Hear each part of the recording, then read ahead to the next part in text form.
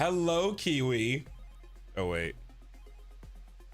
How loud? I can't tell how loud the music is compared to my mic. I'm gonna turn it down like 35%. Hello, Kiwi. Hello, Crow. Hello, Kiki. Hello, Meow. What up, Genevieve? What up, Silly Goose? How are y'all doing? I got a little bit of a scratchy throat, y'all. Think I might be getting sick. What up, Chris? Think I might be getting a little sick. Can't be helped. Get some tea. You get some tea, Kiki. How about you get some tea, huh? How about you do it, buddy? You do it. That's not good at all, Silly Goose. I feel like it always happens on the weekend too. Welcome back, Meow. I woke up from a nap and I was like, I got a scratchy throat. Yeah, I think I'm good. Worst thing that happens is I get sick. But my stomach kind of hurts. I don't know what's going on with me right now. Good night, Meow. This might be the end of me. This might be the end of my days. All right, let's get started before my end of days actually come. I got a new background, by the way. I can't see it because Phoenix Wright's covering it up. Can I see it? Ah, it's a jerpy. That's my new background. All right, here we go.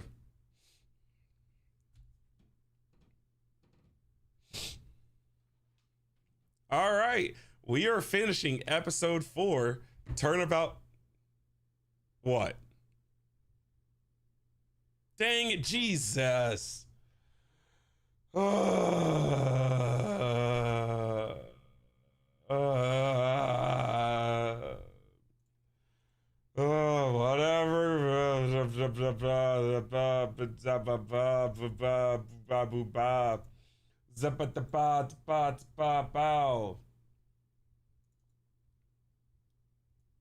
Is that better, Dictator Crow? Are you satisfied now? Are you satisfied now? What up, Beefy Noodle? How are you doing? How you doing, Beefy Noodle? What up, Phoenix? How are you doing tonight? Killer Mike, how are you doing, your friend? Have some cheese. What kind of cheese are we talking about? Oh, y'all, my stomach hurts. Hope this ain't another one of those Taco Bell situations. Ooh. What is going on over here, man? What am I going through? Let me Google my symptoms.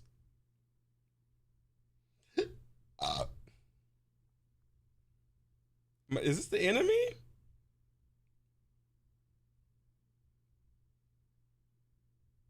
Every time I actively want to Google something, it always goes super slow. Artisanal cheese? All right, let's get popping.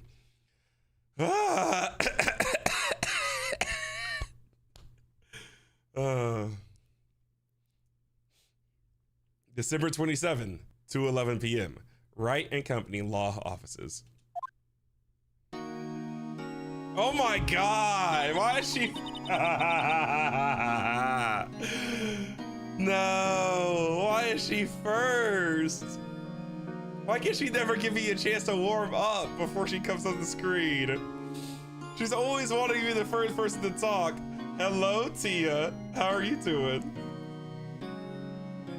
Maya's the old. Maya's the only other one. She's not really employed there.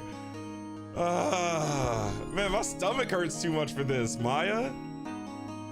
Yeah, Silly Goose, you got this, man.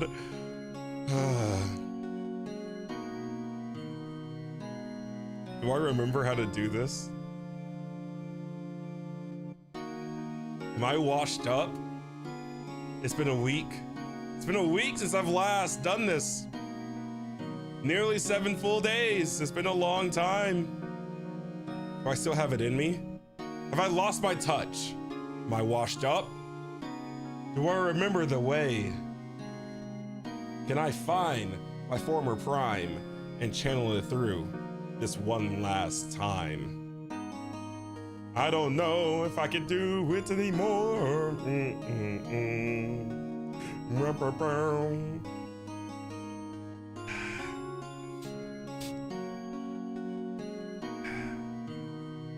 we go. Watch Miss Ashworth. I hate talking about. I hate her so much, bro. I hate her so much. A memory of a crime that I committed. A memory of murder. I hate her so much. I hate her. You really shrink, Mr. Ashworth. I hate her so much. I liked her before someone decided to give her this voice. I don't believe it. Not Edgeworth. Some painful memory has been troubling him recently. But he'd never take someone's life. Never! I hate her so much, dude. Is she in the entire trilogy? Is she in the entire first game, bro? Because I can't do it, bro. She might be up there with forward-facing Edgeworth, I'm gonna be honest. What up, Face Gamer? How you doing? Don't we all? Yo, how's everyone doing? What do you think about performance today? You kind of screwed it up, buds. Adam swooning in the aisles, huh, Maya? Swooning me. Yar. I do remember feeling faint. Right on. Tell me the truth. I was like, love at first sight, right? Where's your girl, Balenciaga? Right, Nick? Me? Well, maybe my heart skipped a beat or two, but like, I'm currently committed to Edgeworth. I mean, I'm committed to the law. Why you get serious? Why you start locking in? Lumpy Space Princess? Her voice has slowly changed into Lumpy Space Princess One Piece. I hate it so much. At first I was trying to do her voice like a cursive speaking, but then LSP started popping through. I think you can do better than that. Come on, I saved Edgeworth in there, dude. Edgy, your roommate. You guys should be bowing before me. Yeah, bow before your hero. Boy, if you don't get your green bean, Irish Spring, Lena cuisine, smelling face. Okay. I think we've already examined all this. So in this episode, I think we're gonna try to find evidence on the boat rental dude. The guy that was acting like he was a narcoleptic, but he's really just an undercover assassin. Larry, you really helped out in the trial today. Your judge. If you want Larry, I'm sure Mr. Edgeworth would have been found guilty. Yeah, the snot bubble guy. But seriously, Nick, that boat shop caretaker guy is pretty suspicious. But Edgy ain't off the hook yet. Way to spoil the mood, Larry. Hey, I'm just a guy sitting in the audience, you know?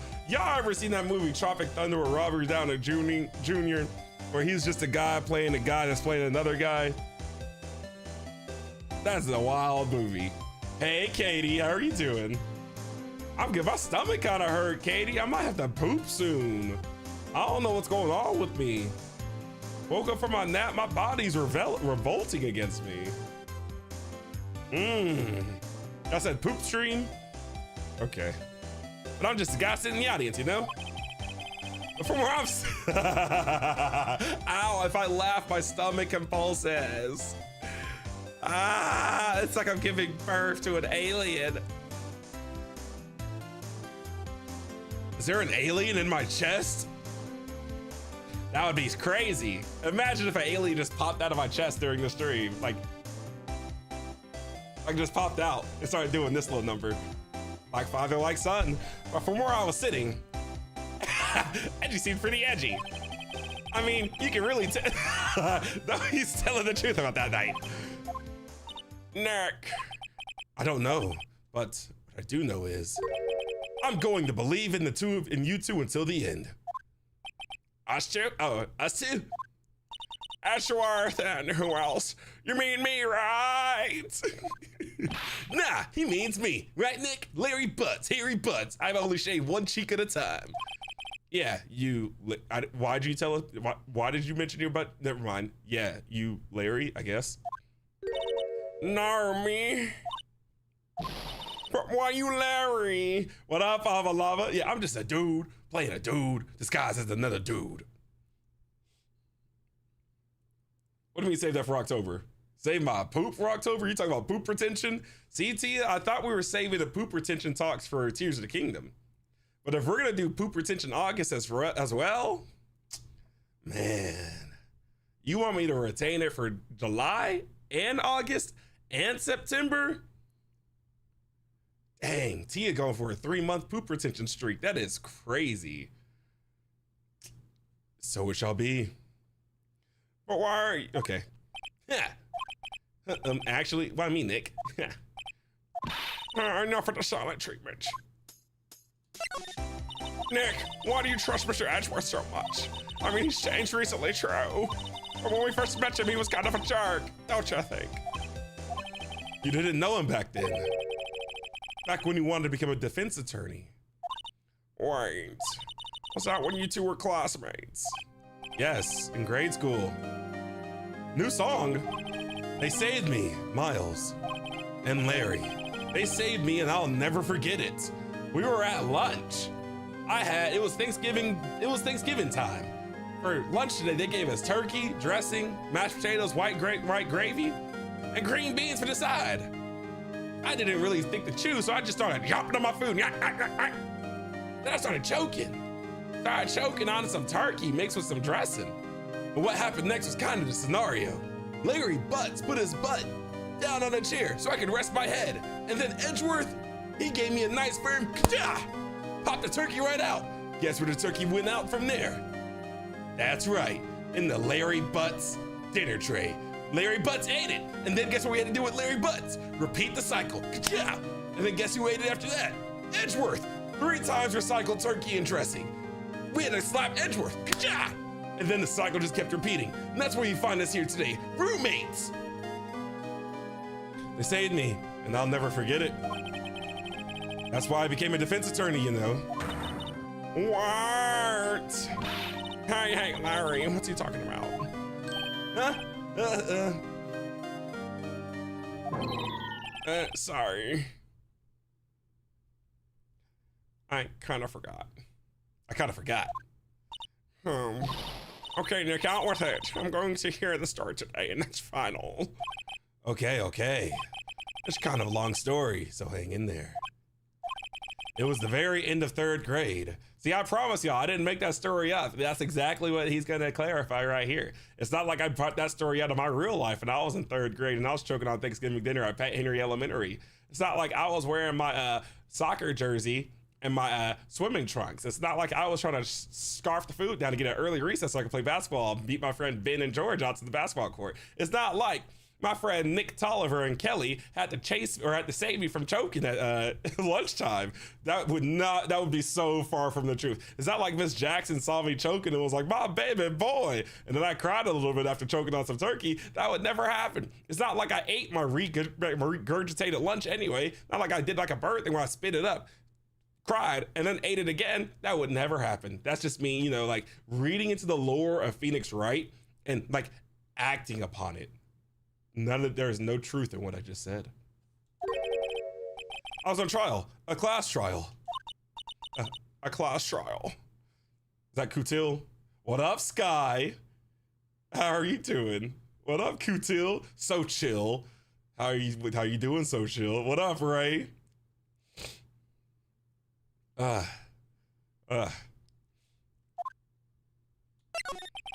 You remember Larry? Spring in the 3rd grade. Huh, I said Thanksgiving, he said spring, that's so weird. A kid in our class got his lunch money stolen. He did mention lunch. This must be the abridged version of the game. Lunch money. Our school is really small.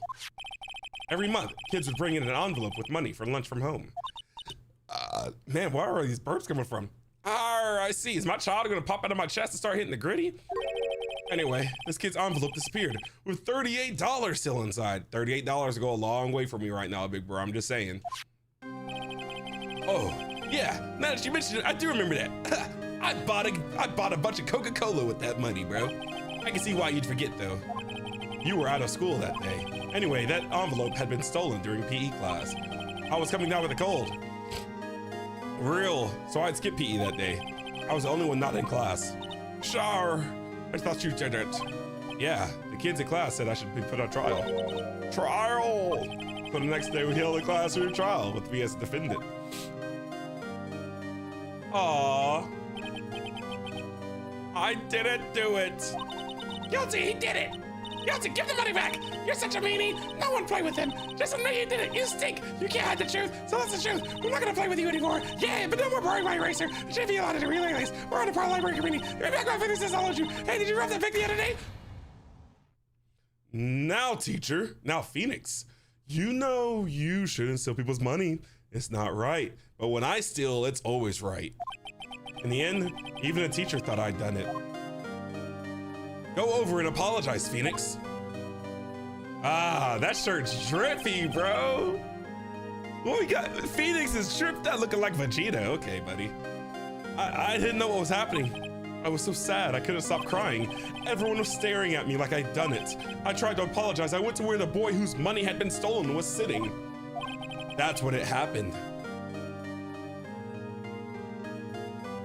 I'm not gonna ad-lib right there. What up, Light?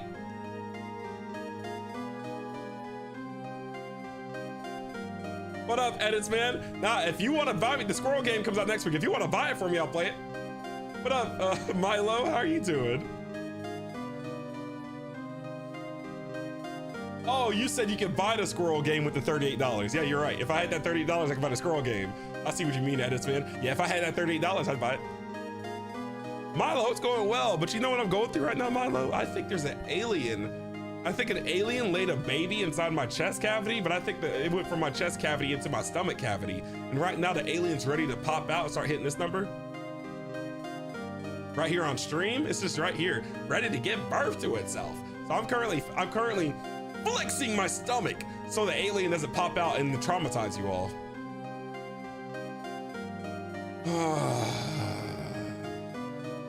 I've tried Jersey Mike's before. Am I okay? So chill. I think there's an alien in my stomach, dude. If I feel like I'm about to give birth. Give birth. Y'all said belly cam?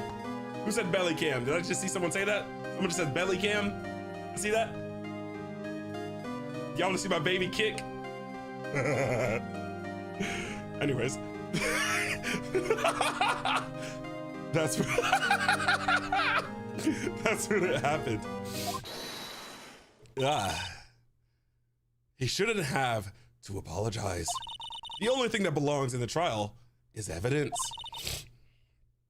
Anything else has no place. You should all be ashamed, amateurs. Miles! Ah! It wasn't you who stole my money, was it? No. Then you shouldn't apologize. Everyone's been shouting you did it, but no one has any proof. That is why, Your Honor, this boy is innocent. But Miles, it was your money that was stolen. Yeah, he did it. He's the one. We don't need proof. Make him say he's sorry. Why don't you all just shut up? Ew, Butts looks like a musty kid, bro. I'm gonna be honest. He looks like that kid that was fishing in the creek before class and didn't put new deodorant on. This is always how it is. Everybody ganging up and picking on one person. I bet you've been digging in that nose, but he even got dirt on his cheek. Dirty boy. Just think how he feels. He said he didn't do it, so he didn't do it.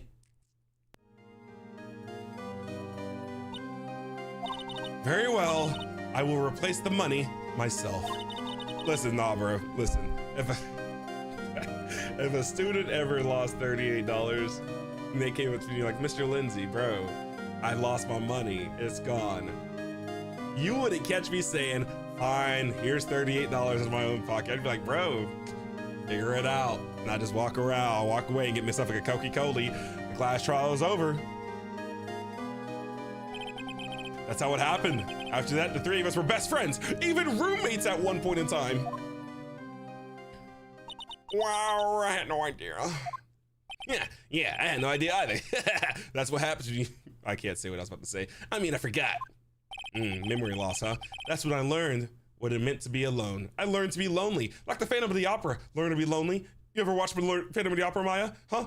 You ever watch it? I'm a big fan, especially when he goes, I'm the Phantom of the Opera. I love it, Maya. I've watched it every single night. You probably heard me watching it in the office and crying. Don't eavesdrop ever again. Totally alone without a friend in the world. You did a good thing, Larry. Yeah, well, I was just lucky that I took to school to If I'd been there, they would have done it. Dude, I can't read. So I took it kind of personally, see? When something smells, it's usually the bats. What up, shark emote? What up, Sav?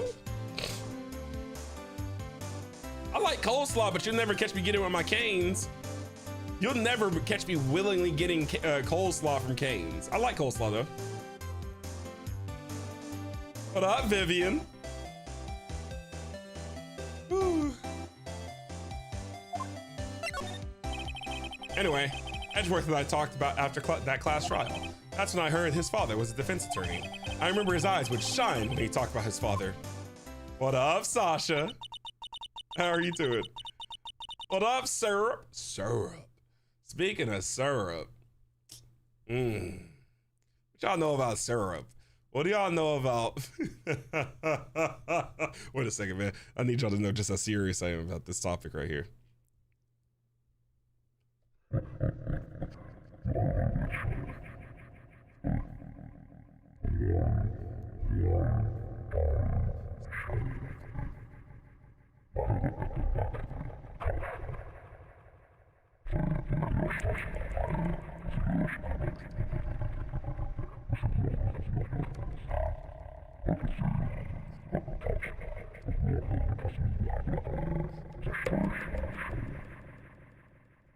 Because I know nothing at all. I'm going to become a defense attorney, just like my father. A famous defense attorney. I know nothing about Sarah, big bro. Then, a few months later, he suddenly transferred to another school. The GL6 incident. Right, I'm not sure. The transfer probably had to do with his father's death. That's so sad. Maya, please stop talking for at least 7 hours. It was several years later when I heard Edgeworth's name again. There was an article about him in a newspaper, and I just knew. The headline was something like "Dark suspicious of a demon attorney, fabricating evidence, manipulating testimonies, covering up facts." The article said he'd do anything to get a guilty verdict. But why? What happened? I mean, that's not the edgy boy I used to know at all. That's what I thought too. I tried to get in touch with him. He never responded to my Snapchats, my emails, my texts, my FaceTimes, my Facebook messages, my Instagram DMs, my TikTok tags and DMs. He never responded to my LinkedIn requests. He never responded to my AOL Messenger signals. He never responded to my WhatsApp messages. He never responded to what other messenger devices people have. He never responded whenever I used to send him a super chat on his YouTube live streams. He never responded whenever I used to send him carrier pigeon. He used to just send me the pigeon bones back. I think he ate my pigeons. He must be one hungry boy. He never replied, not even once. It's like he was ghosting me, but I had to keep trying, you know what I mean? I guess he didn't want to see his old friends. I couldn't just drop it though. I had to be obsessed with him. I had to track him down. Then I found his apartment lease. I wanted to meet him. I had to meet him. He was the only thing I was thinking about. I was the stand to his Eminem. Dear Edgeworth. To learn why he had become who he became, I needed to know it all. The lore, what size shoe he wore, which side of the bed he preferred. I had to know everything about him. That's when I decided. Wait, you don't mean... That's why he became a defense attorney, to meet Edgeworth. If I was a defense attorney, I knew he'd have to meet me, whether he wanted to or not. He couldn't escape me. I knew our work times I knew I'd see him in the courthouse. I knew I'd be face to face with him. I knew he would be forced to talk to me. I knew he would be forced to object to a reality without me in life. I knew. If I were a defense and he was offense, that we would perfectly merge like yin and yang. Edgeworth couldn't deny my existence any further. I was meant to be his and he was meant to be mine. In court, of course, big bro, strictly in court. Edgeworth believed in me, and I've always believed in him. He's in pain, and no one's on his side. I'm the only one who knows the real Edgeworth. I'm the only one who can help him. I am the only one for him. It has to be me, and only me. No one else is worthy of the Edgeworth. Wow, bro, calm down, Nick. We're all roommates here, so I can live with you guys. Don't just ignore me, bro. So is this why you helped me out for free? You just wanted to see Edgeworth again? Yeah, I knew Edgeworth would be there. I had to take on a free trial just to get my foot in the door. I helped you because I believed in you and I knew Edgeworth was gonna be there. I used you basically, Larry Mats. Except I don't remember saying I do it for free. You still owe me like $38, but I'm trying to buy, you still owe me $59.99 in Steam credits so I can go buy Black Myth Wukong. Because right now your boy got 1 penny in my bank account and I can't play Black Myth Wukong. Trying to be a monkey, bro. Ah, Nick. We have to shave Mr. Edgeworth if it's the last thing we do, okay? You keep throwing this word "we" around. You're not employed here, baby girl. You're not getting a cut of the residuals. Right. Why does she think she's getting paid? First, there's that rental boat shop caretaker. We need to find out who or what he is. You keep throwing that "we" around, baby girl. I'd settle for who. I guess I can clean out some of this evidence I no longer need. Like his social security number, his addresses, his bank statements. I can throw them all out since I know he will come find me now. Okay, let's go. But I got weird really fast. I'm just reading the words as they come up on the screen. That's so weird. Whoever created the dialogue in this game is kind of sus, bro. We better put them in the watch list. Crazy. I'm just reading the words as they come up. That's crazy. Hello, Gabby. How are you doing? Chillin', Sasha. Nice. This game is Phoenix Wright Ace Attorney Trilogy, Syrup. Sorry, I read your question earlier and I never answered it. Mufasa? What up, Brett? What is what, huh?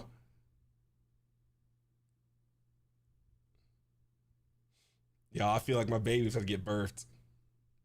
What up, Mega Boy? What up, Clutter? I feel like my baby is about to give birth. What up, Mandy? I feel like my baby's about to approach at any moment now. Oh no, I can feel it kicking. What up, Josiah? Hello, Elise. What up, Isabel? Yeah, work been kicking my butt. We've had some long days this week. Like, I'm sore all over. Even today was pretty exhausting. But I figured I had to get back on stream. How you doing, Isabel? Yeah, I'm literally, like, I don't make words up.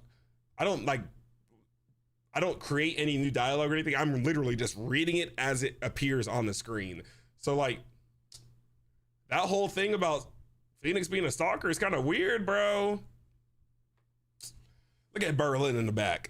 Look at so demure. You look grim as always, and I always know what you look like. I see you every day before you wake up and open your eyes. I am the first thing you see every day, but you don't really realize that yet, Edgeworth. But now you look as grim as always. What's bothering you, baby boy? Open your heart to me. I'll hold the lock if you hold the key. Harump. Oh, Mr. Edgeworth, I heard the story about the class. Just shush. Class trial? What do you mean? You don't remember our war? No, I don't. Your lunch money was stolen, wasn't it, in 3rd grade? Why is she reminding him of getting bullied? Why is this important? She's like, you got bullied in 3rd grade, bro. Lunch money? Merely pocket change now. I have $50 to my name. I'm gonna go buy a squirrel with a gun the next week. Huh, can't tell me nothing. Oh, right. Yeah, I don't really remember small amounts of money. If you're not talking band for band, it doesn't really ring a bell. I seem to remember something like that, I guess. Nick, I think you're the only one who really remembers. Well, it probably only really mattered to me anyway. Maybe that's why I'm so obsessed with it. I have a mural built up in my closet about the situation. Mr. Edgeworth, didn't you know? That trial was the reason Nick became a defense attorney. Girl, can you leave? Why are you trying to embarrass me like this? Ridiculous. Gee, thanks, Maya. Jesus. That said. What up, Lettuce? It does sound like the kind of thing you do. You haven't changed a bit, have you, right? So simple, so mindful, to a fault even. Well, maybe, yeah. I think you changed too much, Edgeworth. Perhaps. Hey, Edgeworth, why did you become a prosecutor anyway? You used to look up to your dad. Now I guess you look down at him.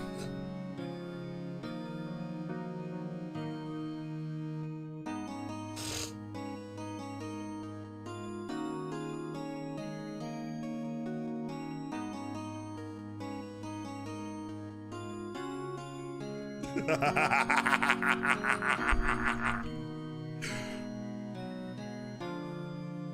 said you wanted to be a defense attorney, right? I couldn't let myself deny reality like you. What do you mean? My father was taken from me, and you want me to defend criminals? I'm sorry, Wright, but I'm not that good of a person. One suspect was apprehended in your father's murder, right? Yes. Phoenix, why do you keep bringing this girl with you? She smells. When's the last time she bathed? You said she can't find a waterfall? Please, send her away now. Anyways, the man trapped in the elevator with my father. His name was Yanni Yogi. He had to be the shooter, any way you look at it. Yet, he was found innocent. That defense attorney got him off the hook. That would be Robert Hammond. On that day, 15 years ago, the three of us were trapped in an elevator for 5 hours. When we were rescued... Oh, what are you saying? Hello? Shh. Quiet, little stookums. Now's not the time. Man, the spaghetti baby really talking, y'all. It's rumbling. Commence to rumbling. Oh my gosh. Has anyone in here watched the Adventure Time episode with the Jiggler dude? Does anyone remember the Jiggler? I always feel weird when I mention that name. The Jiggler. What up, Blank Candy? Please tell me someone remembers the Jiggler. Oh my gosh. Wait. This is worth it. The Jiggler, dude. It's such a creepy name. Like, I don't even feel comfortable saying that name, but you guys all gotta get jiggled right now.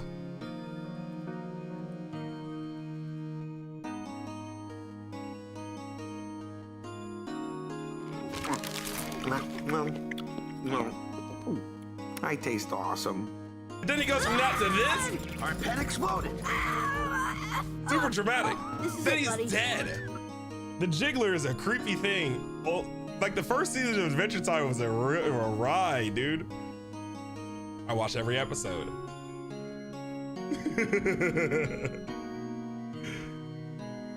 What up, Skelly?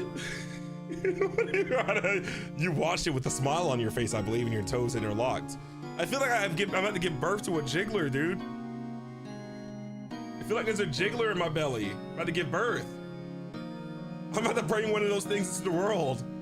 And it's gonna find all of you and touch you. When we were rescued, we all suffered from oxygen deprivation. I had lost all memory of the murder. Lost your memory? Even now, I can't recall what happened in that elevator. You too, silly goose. That was the crux of Yogi's attorney's general argument in the court. He claimed Yanni Yogi had been not of sound mind due to the oxygen deprivation. Yogi was released due to a lack of evidence, innocent. You can tell me, edits fan, I'll listen. That's when I changed my mind. I started to hate defense attorneys.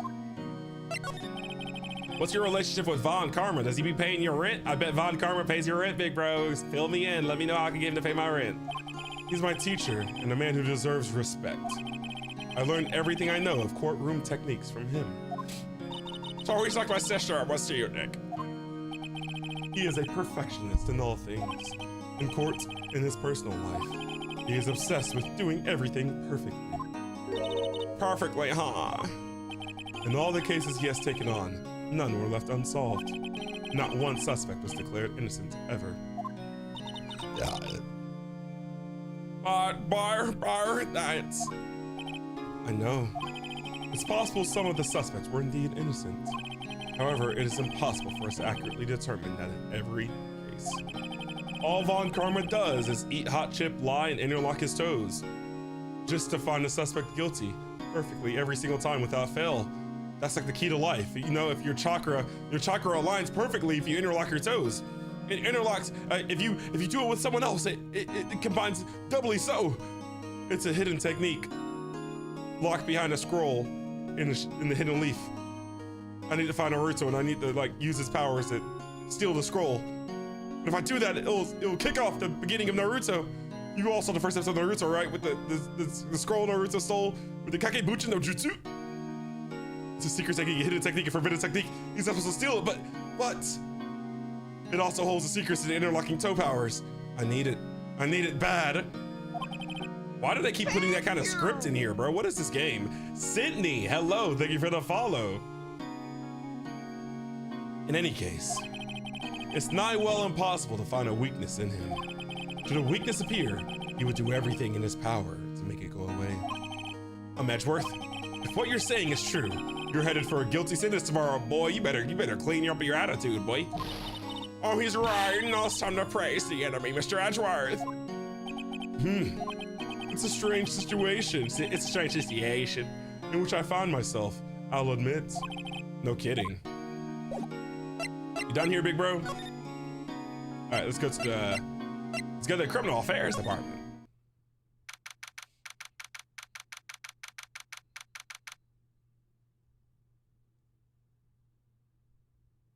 What do you mean you don't think it's in the script, Edisman? Edisman, I'm literally reading what appears on the screen as it comes up. What up, Dab? Are you interlocking? Oh. What up, Shariah? How are you doing, Shariah?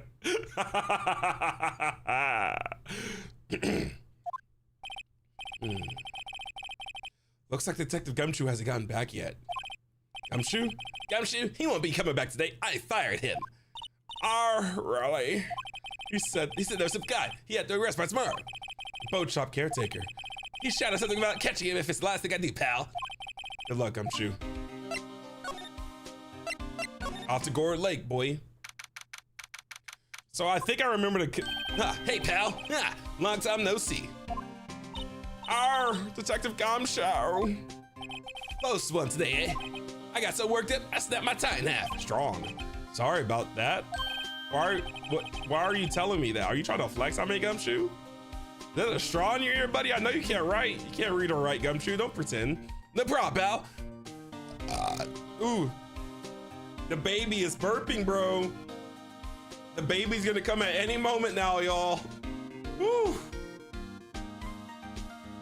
Any moment now. Any moment. No problem, pal. Thanks to you, we now know who really did it. You mean a boat shop caretaker? Look, I'll make you a promise. I'll have that scoundrel in my custody by trial time tomorrow. Come what may. Come what may. Is this Moulin Rouge now? We got Phantom of the Opera and now Moulin Rouge? It's my duty to you as a police officer. Now I'm off to catch me a criminal. Detective Gumshoe, Shar. It's active today. Deep breaths? Okay, I'll try. Oh, one other thing. No one can go into the woods today. Into the woods now, too? We got 3 musicals mentioned in one stream. The woods, where Lotto was camping. The woods are off limits camping, and apparently the park ranger found out. He got pretty mad. No one going for a while. I guess Lotto's in a lot of trouble. Anyway, I'll be seeing you tomorrow.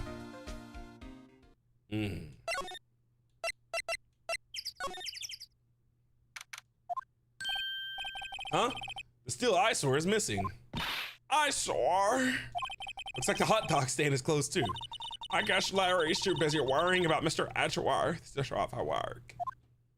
Okay, let's move. That old caretaker got away. Yep, I never imagine he might be the real murderer. I know that clearing of the throat anywhere.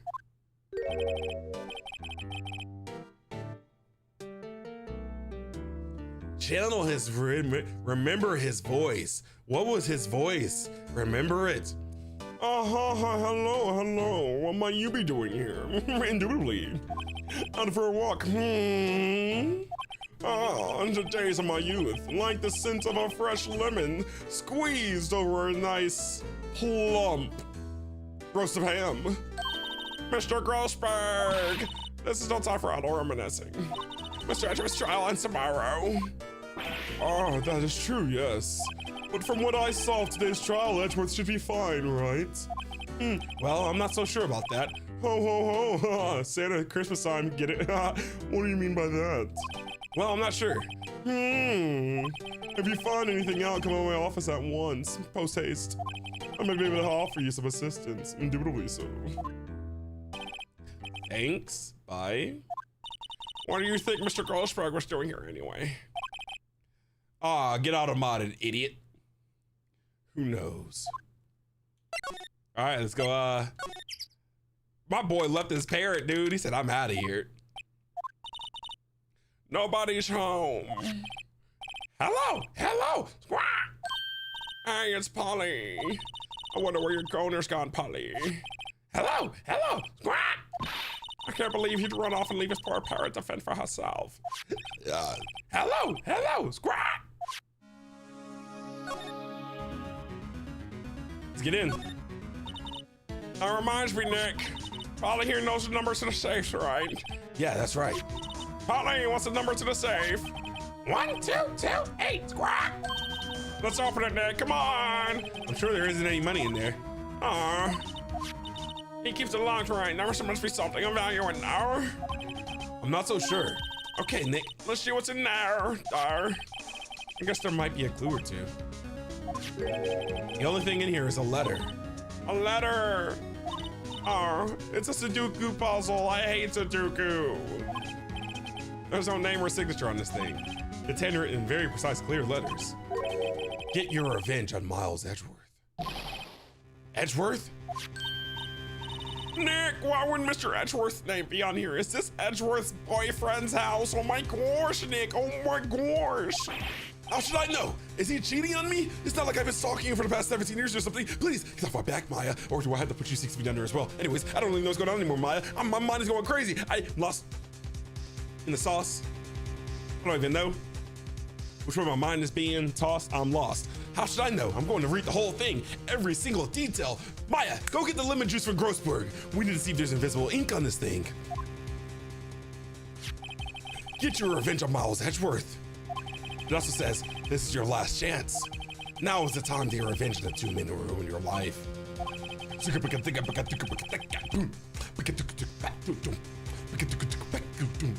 The rest of the letter goes on to describe the murder and plot detail.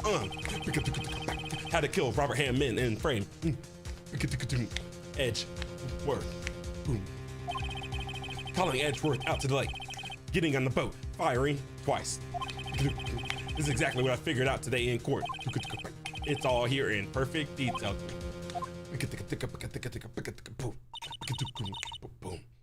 What do you think it means, Nick? Girl, did you not listen to anything I just said? You just don't be listening. You were trying to eat those snacks on the table, huh? I knew it. Big back Maya, back at it again. I don't know. It looks like these are instructions for that caretaker. When he killed Robert Hammond and called out Edgeworth, he was following instructions. Who could have written that letter? And what does it mean to get revenge on Miles Edgeworth? Look, I don't know, okay? But one thing's for certain. You need a bath. And this letter is an amazing cue.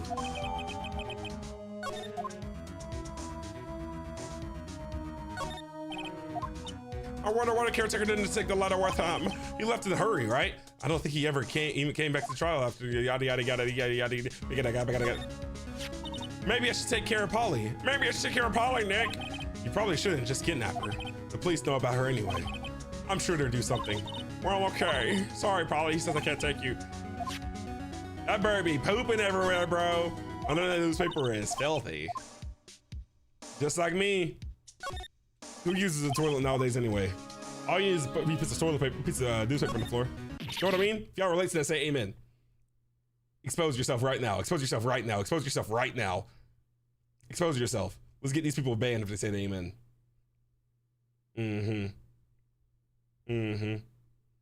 I'm noticing.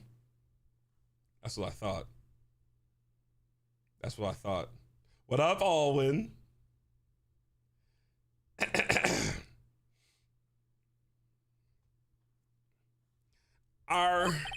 What's wrong?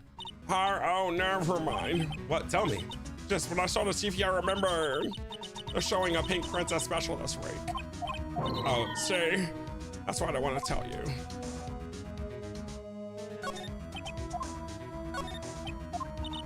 Maybe we should bring in Detective Gumshoe. Don't you think the caretaker would mind? Well, we could just leave him the metal detector in exchange. Maybe we'd better not.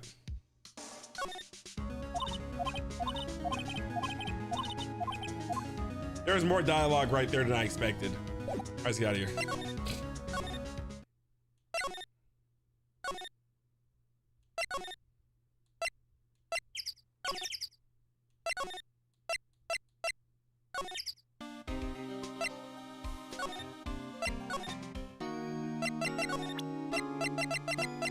Oh my gosh, this trial's going on forever, man.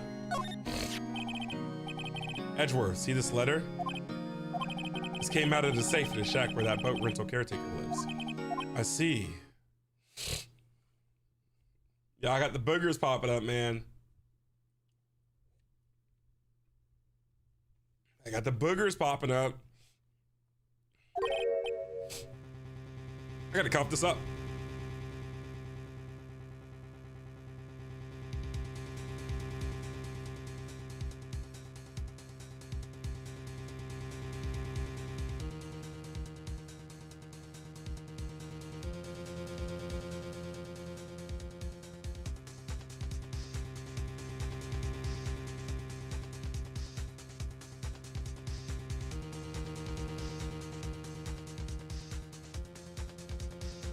Revenge? On me? Who was an old guy anyway? I don't know. Could be an innocent defendant you got declared guilty or something. Nice, right? I don't remember that old man. Not at all. So he was following this letter then. Which means there was someone else behind it.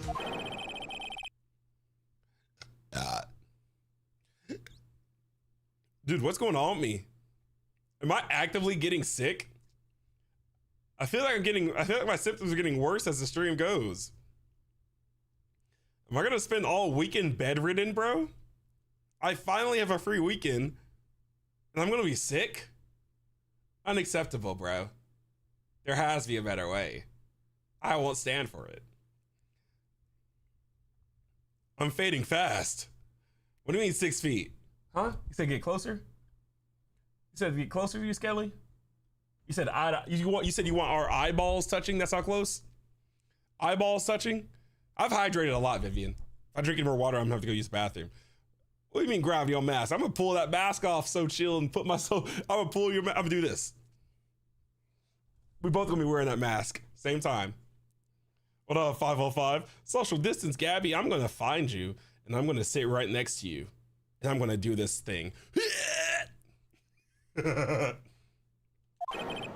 2 men, meaning myself and Robert Hammond. It also says, this is your last chance. Fading from existence, I'm turning into dust. Last chance? Wait, maybe. Maybe he's talking about the statute of limitations on the DL6 incident.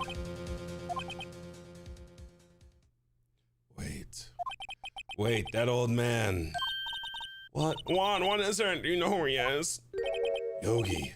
Could he be Yogi? Yogi. The suspect in the DL6 incident. No, I can't use that voice for him. The one who was found is innocent.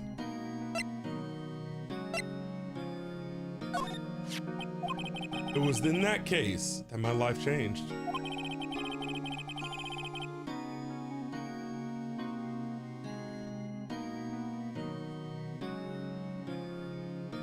Mr. Stark, I don't feel so good.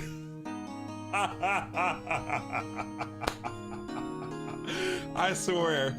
Actually, if I ever just disintegrated on stream, that'd be the end of me. I don't have any thoughts after that. And tomorrow, on December 28th, its statute of limitations runs out. Tomorrow, could that be a coinky-dinky? But even if the case is finally closed on paper, it will never be erased from my memory. Never. Poor Mr. Edgeworth.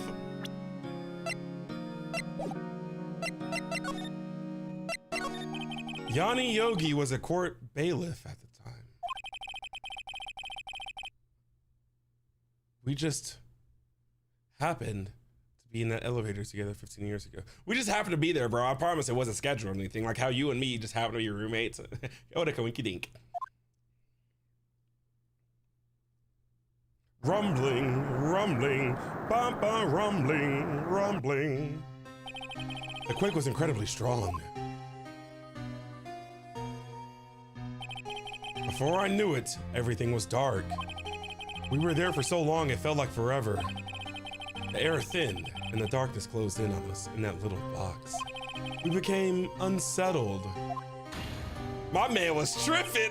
Get me out of here! Help! I can't breathe! Quiet. I said quiet. You're not making this any easier. I want to get out! Help! Get us out! He's crashed out, bro. Don't shout. You'll just use up more oxygen.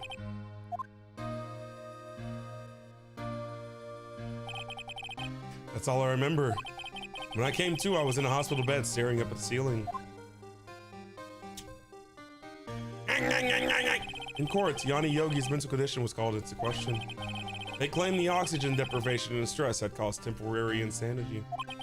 In the end, the claim passed the court and Yogi was found innocent.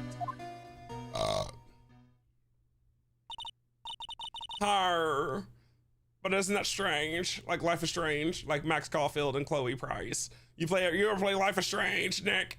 Life is Strange. Which Life is Strange is your favorite, Nick? I'm personally fond of Life is Strange 2, but I also like Life is Strange 2 colors. Nick, what do you think of Captain Spirit? I hate Captain Spirit. Nick, are you a Life is Strange fan? Are you excited for the new Life is Strange? Are you, Nick, please don't ignore me again. This letter tells them to get revenge on Ash. Why would he want to take revenge on you? My burps have electric powers. Edits, man. Maybe that's what's happening to me. I'm evolving. I'm evolving into a greater being. One where my burps control something? I don't know. Right. Yeah. There's something that's been troubling me these last few days. I didn't know whether or not I should tell you. You mean the nightmare? It's a nightmare I've had. Memory of a crime that I committed. Bro, I had a nightmare that I committed a crime. I had a nightmare 2 days ago that I woke up and I had like 99 notifications on my phone saying, Rael, do not look at the news. Rael, do not open your DMs. Rael, not do this. And like someone had posted, like TMZ posted an article about me doing something or something like that. Like me doing a crime or me committing a felony or something. Like a really big deal. And it was like, I had my people texting me saying, Rael, you need to run now. Like TMZ, my notification just blowing up. And I was like, bro, this is scary. So when I actually woke up, I checked my phone, I saw one missed message from a debt collector. A crime you committed. A memory of a murder. I think the time has come to tell all. For the last 15 years, I've had the same dream almost every night. That sounds terrible, dude. I wake up in a fearful sweat every time. What up, Smokes? What up, Antonio? Thank you. Mama Mia, here I go again. Why? Man. Thank you for following, Mama. What kind of dream? It's a dream about my father's killing in the dark. It's really important that the killing happened in the dark, because like if I say my father's killing happened in the light, you would laugh at me. So I always make sure that you know my father died in the dark. Help, I can't breathe. Quiet, I said quiet. You're not making this any easier. I want to get out, help, get us out. Don't shout, you'll just use up more oxygen.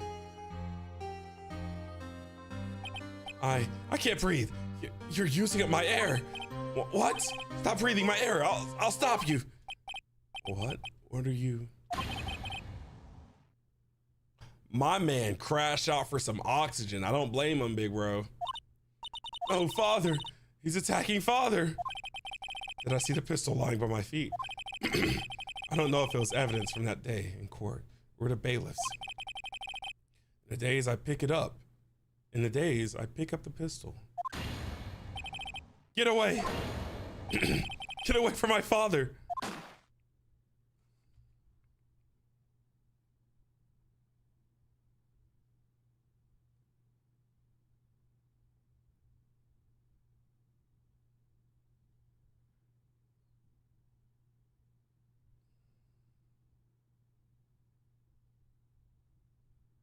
There's no way Edgeworth is the one that killed his dad.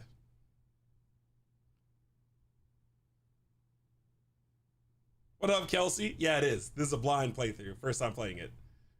What up, Cold Boy? This is Phoenix Wright. There's no way. I guess we gotta find out. And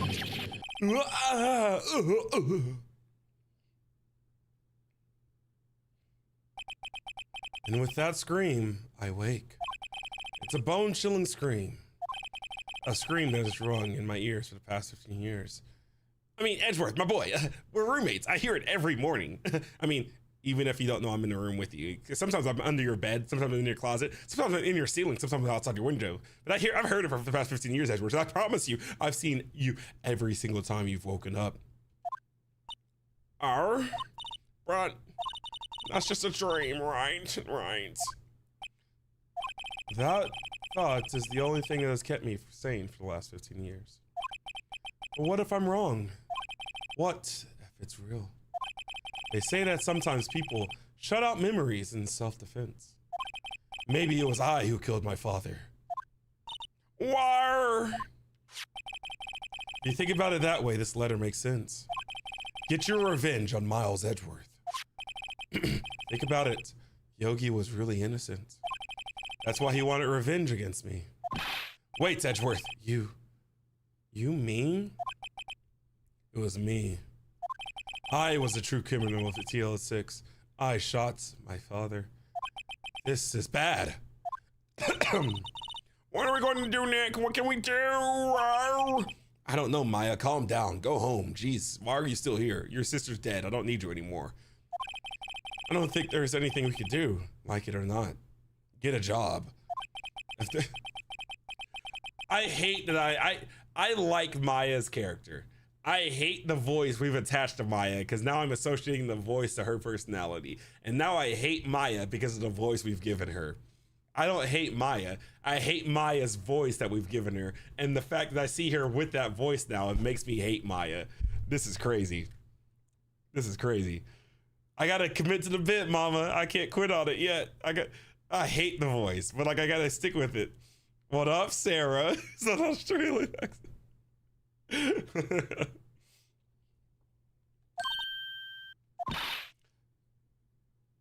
There is Nick. There is someone else who knows about the L6. Grossberg. Mr. Grossberg, it smells like banana pudding in here. Were you sneaking an extra meal, Grossberg? I can see it in your mustache. Oh yeah, indubitably so. You caught me red-handed. I won't share, if that's what you're thinking. What's wrong? You look troubled, maybe even a little hungry. Indubitably so. No kidding, I want some banana pudding now. I can't believe you're not sharing. My, I just finished it. There's no more to share. Be faster next time, Big Bag Jr. Just calm down and tell me what happened. It's Mr. Edgeworth. What up, Edgy? I see. So Edgeworth dreamt he shot down his own father. Tragic. It's only a dream, only a dream. It was all a dream. I wonder. Why? If that's the case, then why do you two look so troubled? Well, also consider this. Perchance, Yogi quite certainly holds a deep grudge against Miles Edgeworth. So deep, so very deep, he'd want to frame him for murder. This leads me to surmise that Mr. Edgeworth's dream was not a dream. It was very real, indubitably so.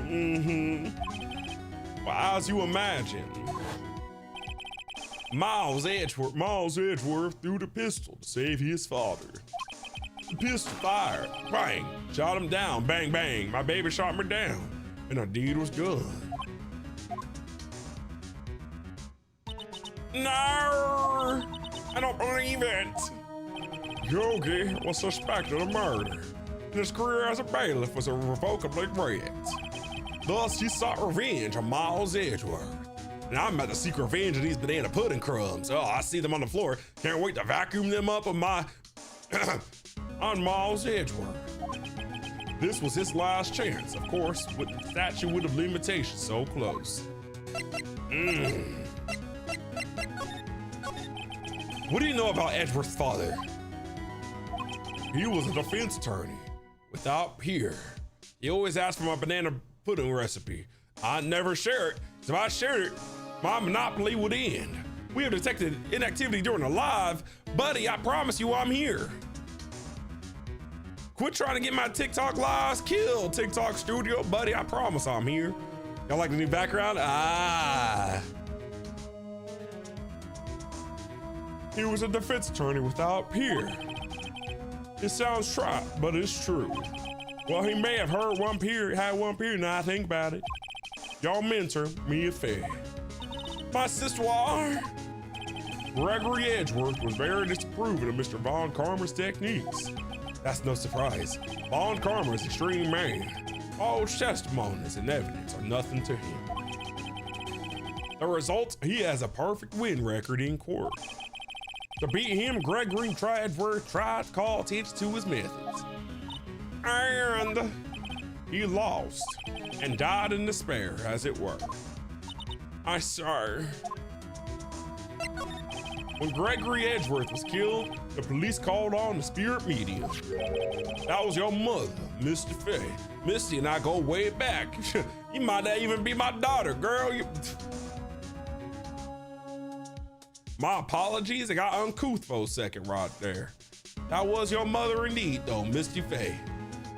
Just as I remember her. This picture's from my personal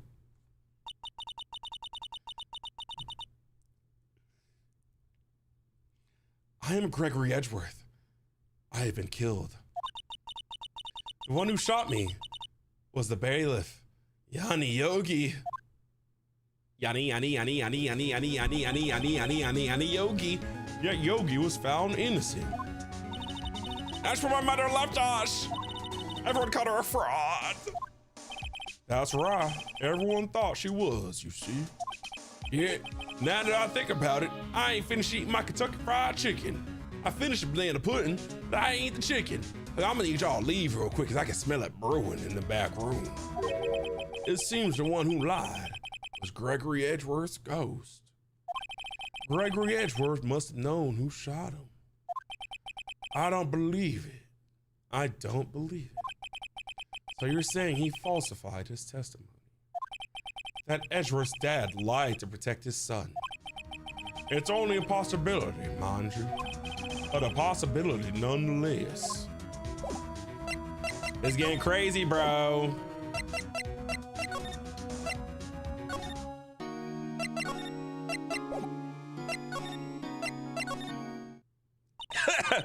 One day left, Nick. Yeah, no.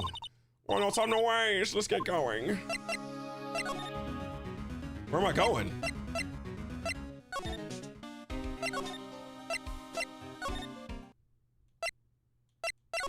Huh?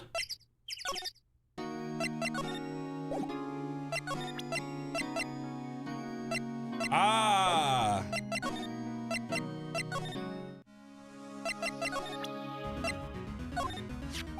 Oh, so this is the letter.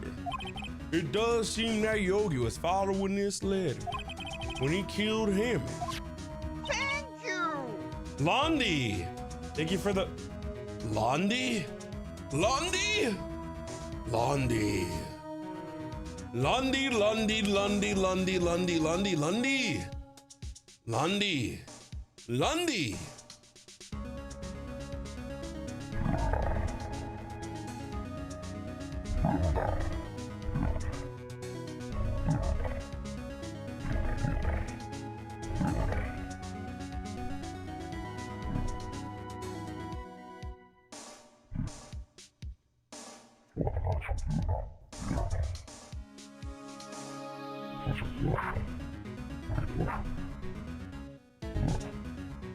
Oh, my bad.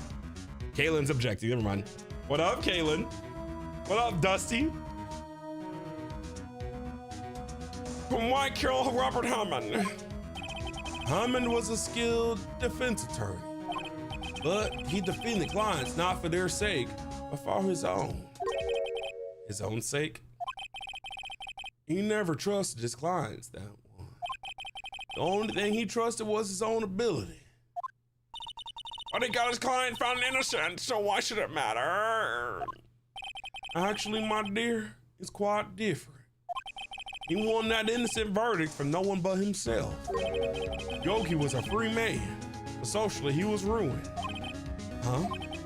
You'll understand soon enough. Wait, what is it? This letter. I've seen this handwriting somewhere before. A long, long time ago. Well, that was long ago. Whose handwriting was these? Hey, Cinnamon. How are you doing, Cinnamon? Are you here to see the birth of my jiggler?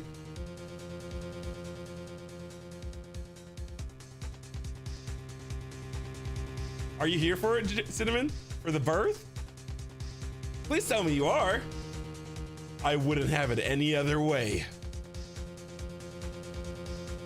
What up, EDX Sama?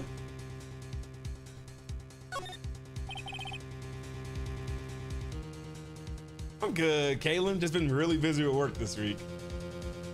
Miles Edgeworth? What? Why in heavens would he write something like this? Wow, this letter is an attempt to destroy Miles. Think before you speak, Greenhorn. Think before you speak, boy. Uh-oh, he's Angies. Think again. You have any idea who wrote this? Manfred von Karma. Could it be Manfred von Karma? Von Karma? Why would he have something to do with this? I'm not sure. Von Karma. Von Karma. Wait, you're right, my boy. This is Von Karma's handwriting. I'm sure. I used to see it all the time on court reports. Why? But what that means? And the one who told Mr. Yogi to kill was correct. Manfred Von Karma himself. What does this mean then? Why would Von Karma want to frame Edgeworth?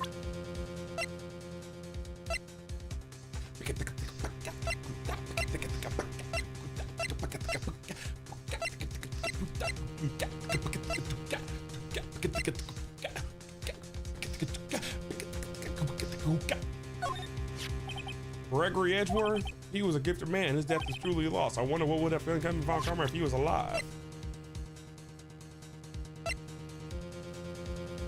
Wait, what am I looking for right here?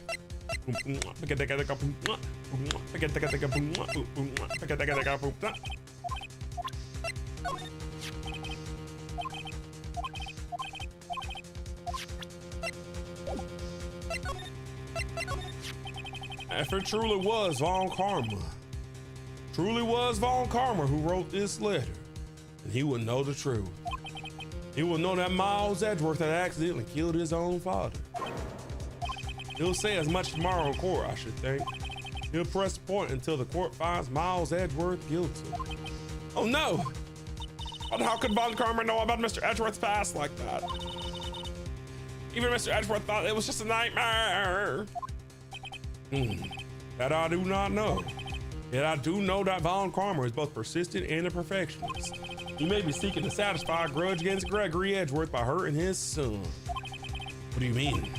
It was 15 years ago. Von Karma met Gregory Edgeworth in court, and Von Karma did win, but he didn't make it through the trial unscarred. What happened in the trial between Edgeworth's dad and Von Karma? Von Karma got the guilty verdict he wanted, but he won the trial. Gregory Edgeworth accused Von Karma of faulty evidence, and though he lost the trial, Mr. Edgeworth's accusation stood. Like how my like how that chocolate fountain standing in the back room, buddy. I can't wait to dip a chicken leg in there, boy. Oh, big back. Faulty evidence? It was the only penalty Von Karma has ever received in his career as a prosecutor. What up, Waylon? How are you doing, my boy? Gregory Edgeworth dealt a blow to his perfect trial record. Wow. It must have been quite a shock for Von Karma. He took a vacation for several months after that, you see. A vacation? Yes, an unusual event for the man. That was the first and the last vacation he's taken in many years of prosecuting. Really? He doesn't take vacations? Like, Go to the sea or go to the mountains? Don't tell me he's ever been to Europe! you have strange ideas about vacations, Maya. In any case, that was the only time he took a vacation from work. I believe the penalty upset him quite a lot. Odd. He wanted to keep a perfect record so badly. Why would he take such a long vacation? What do we do, Nick? Von Karma is going to break up the DL6 case. You can't bet on it. What if Mr. Edgeworth? Please, guilty to DL6. I won't let him. Yes, Mr. Wright. I hate to say this, but even accidental murder is murder, you know? I know that. I just believe in Edgeworth's innocence. I can't believe he'd kill someone. Well, Nick, Mr. Edgeworth admits it to himself. His father must have lied to protect him from beyond the grave. I don't care. I know he's not guilty. Oops. Mr. Wright, if you say so, I suppose I could go check again. The police files might hold something of interest. Mr. Grossberg, thank you. I can't promise anything. In fact, I think the chances of finding something all slim. Huh. I know a thing or two about Slim Jims, my boy. I got 17 in my pocket. You want one? Too bad. I already ate them while I was talking about them. I understand. I've also been hungry before. My hunger has never reached the middle of the peak of your hunger. Oh, what you saying, spaghetti belly? Spaghetti baby? Spaghetti baby. Spaghetti baby was rumbling just now. The police materials. All right, let's go to the Citrus Center. Hey, we're good to go.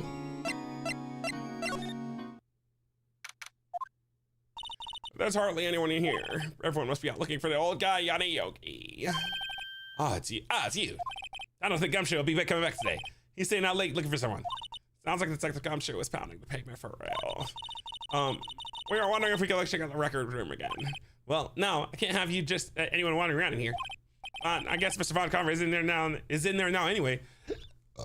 Von Karma is in there. Ooh. What is Von Karma doing in here?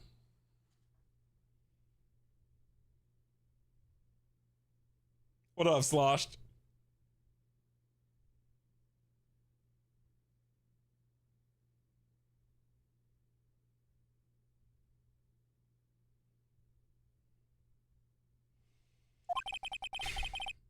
You can go in as long as he's there. Von Karma? Yes. He just arrived, actually. Von Karma's in the records room. Nick, let's hurry.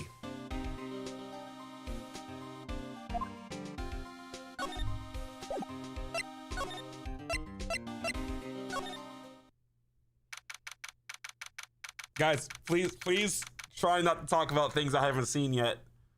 Like future characters or future events.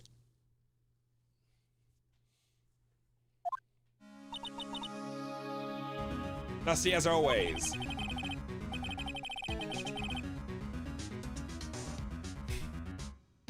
We were only here just yesterday. I'm sure they just haven't had time to clean. What's wrong, Nick? Nothing. I was just noticing that he's a noticer, but he isn't here. Von Karma.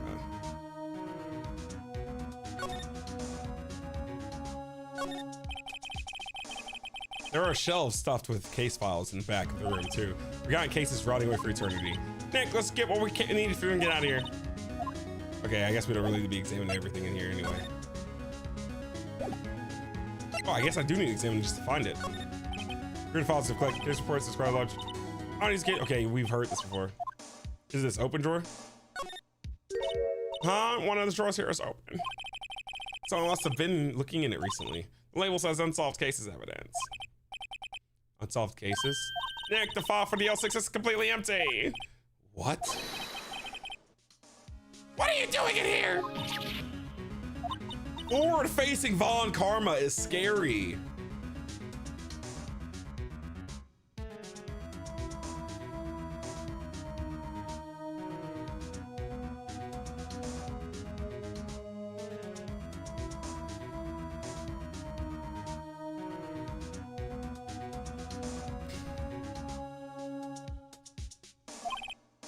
go! How do you know my name? R. Have we met? What are you saying? We see each other every day, don't we? We're Miles Edgeworth's defense team. Defense team? Ahem. I beg your pardon. You see, I really remember defense attorneys. They're like bugs to me. Little snakes to be crushed. I can see how this guy was Edgeworth's mentor. Mr. Edgeworth is your student, right? A romanticist who still can't shed that veneer of amateurism. Just like his father. Always second rate. Mr. Von Karma, you had an axe to grind with Mr. Gregory Edgeworth, didn't you? Me? A grudge against the mayor defense attorney? Why? Because he dealt a blow to your otherwise perfect trial record. Huh. So you did. But what I don't get is, why did you take his son under your wing afterwards? The son of your most bitter rival. That, my dear attorney, is none of your business. Tomorrow will be the last day of this trial. It's been a while since I've had a defense attorney last this long. Still, you will lose in the end. Miles Edgeworth will admit his own guilt. His guilt of 15 years ago, you mean? You're quite the researcher. If you've done your homework so well, then certainly you must understand. You know what Miles Edgeworth would tell the court tomorrow. We were right. So Von Karma is going to bring up the L6 in court tomorrow.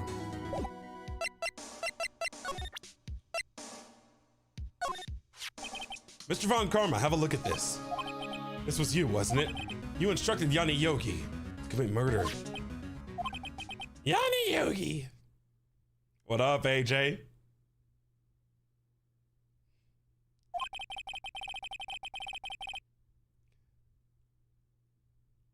How many years has it been since I've heard him called by that name? He's a fool. Idiot. Bumbling fool. I told him to burn it after he read it. So you admit it? You wrote Mr. Yogi this letter. Yes, my dear defense attorney. Thank you for taking the trouble to bring it to me. You've saved me from a lot of needless hassle. What? Nick! What is that thing?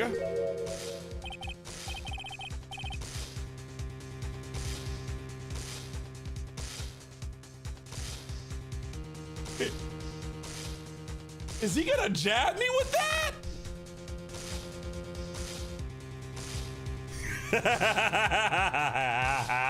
This is worse than Mr. Red White beat me down, bro. Why does everyone get so violent? Forward facing Von Karma with a taser.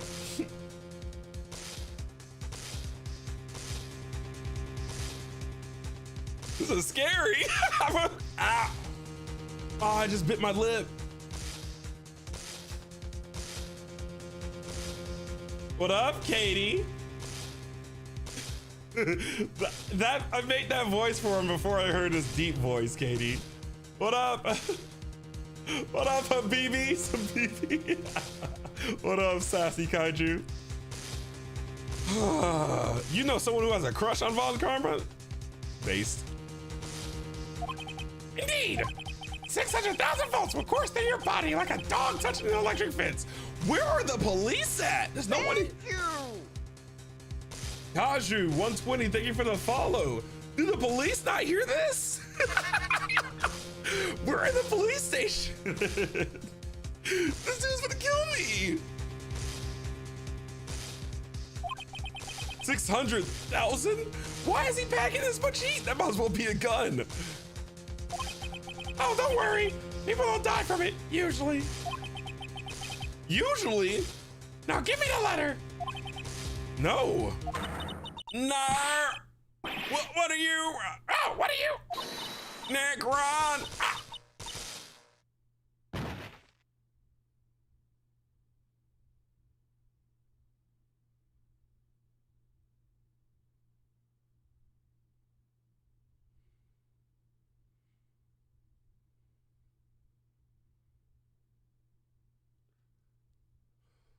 Yo, I was joking about it wanting Maya to die. I don't really want Maya to die. I just wanted her to go to prison or something. I just wanted her to take a bath. I don't want Maya to be dead.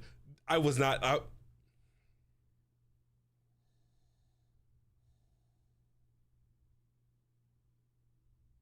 I just wanted her locked up, not dead. No way.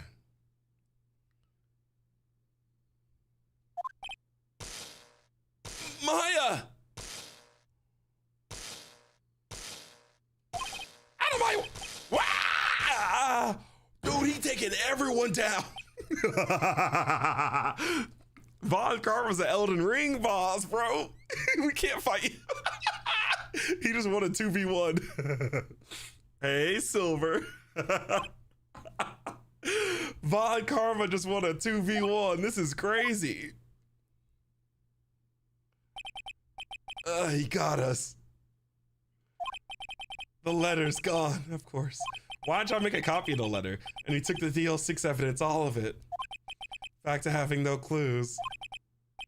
Wait, Maya jumped first. Oh yes, oh yes, oh yes, they both. Oh yes, they both. Oh yes, they both. Got tased by Von Karma. Von Karma. Maya, is she okay?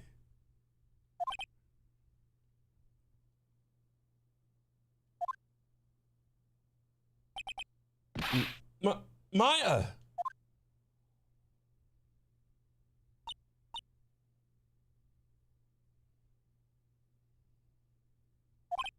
Maya, open your eyes.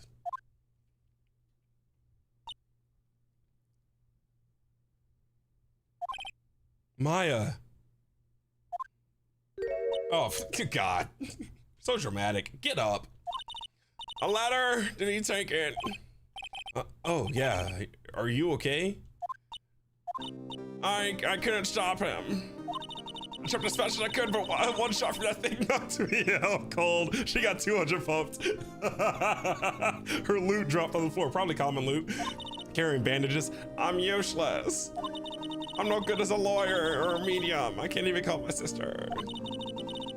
Now, even now when we need her the most. I wish I hadn't woken up at all. Oh, Maya. Thank you. Addy Defender, thank you for the follow. Maya, you're not totally useless. I wish you paid rent. There has to be some way I can help her. Give her a bath. She's been asking for a bath this entire episode. I better do something about her self-confidence first. She's stanky. She wants a bath. Maya, she's holding something. What is that, a bullet? EL6 incident evidence number 7, taken from the heart of Gregory Edgeworth. Is it gonna match the bullets that we have right now? I remember. Von Karma was holding this when Maya jumped him.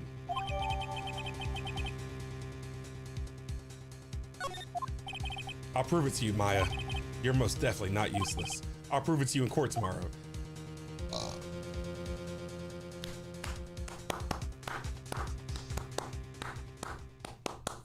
All right, y'all, it's time to finish episode 4. What up, Egg Banana? How are you doing? All right, y'all, court time. Let's get it.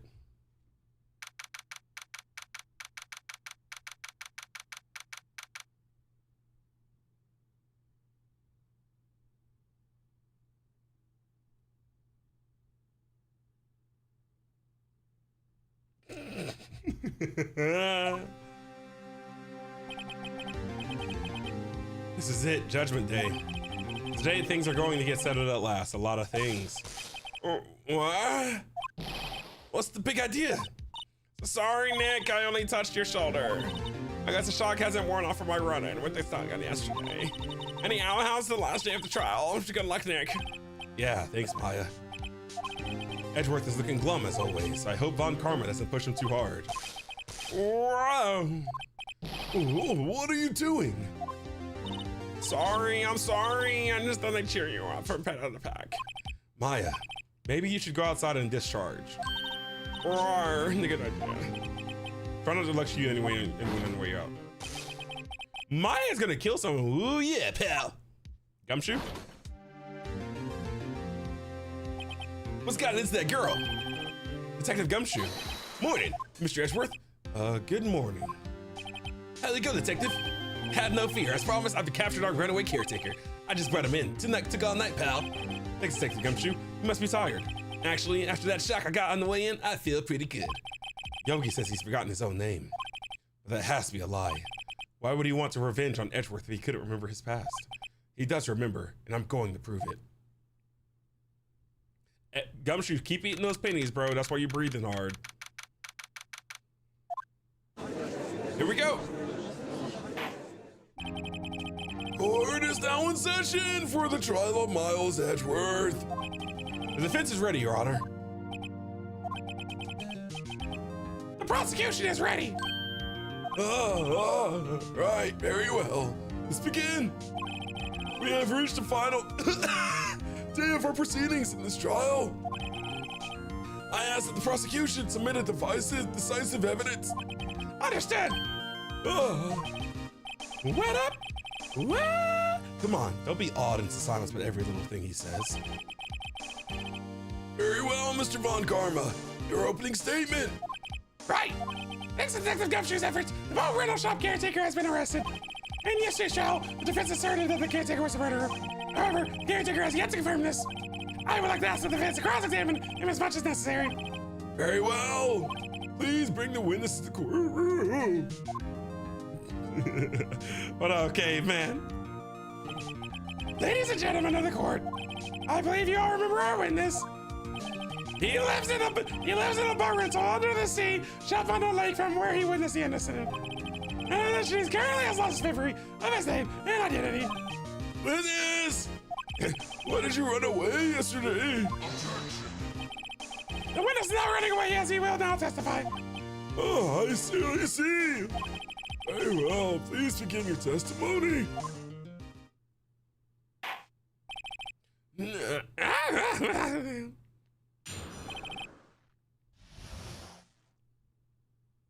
Why I left court? I'm really just sorry about leaving yesterday, like I did. Yeah, but I wasn't running away or anything. What about some food for Polly, see? Polly wanted a cracker. I figured I got nothing to do with my day. This incident anyhow. I mean, I don't think I can do his voice. I don't think I can do his voice when I'm sick. His voice scratches my, it leaves a scratch right in the right spot that makes me cough. I don't think I'm capable of doing his voice right now.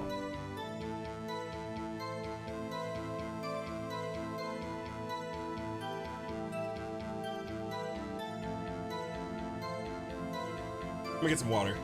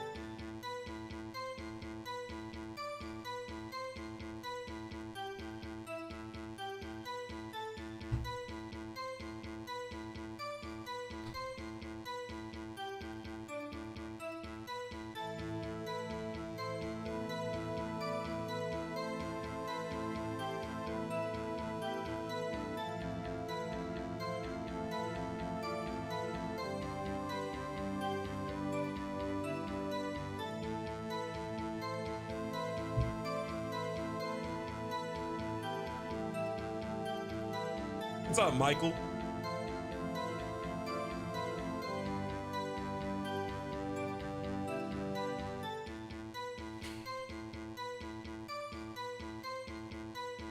All right. I mean one of those motive things, right? And I don't got one. But my testimony yesterday stands as is.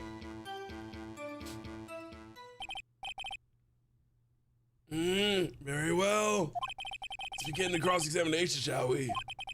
He has to know his name. Yanni Yogi. You're Yanni Yogi. I'm going to prove it.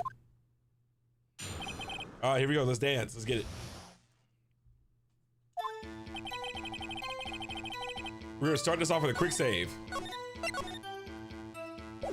Let's go. I'd call what you did running away, not just leaving. You heard Larry's testimony and realized you were in danger.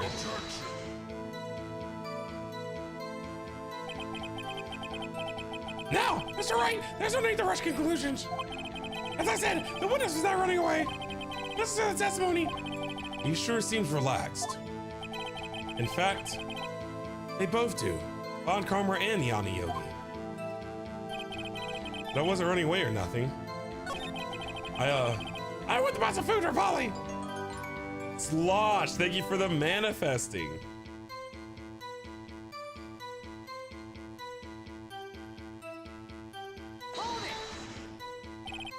Food? Well, Polly is a bit of a gourmand. You see, she only eats these high-quality bird pellets from Franz. They only have them in the big pet shop downtown. But you weren't arrested until this morning. Why didn't you go back to the caretaker shack? Ah, well. I gotta get lost, you see? The witness has trouble remembering things sometimes. When the police apprehended him. Oh no! These high voices.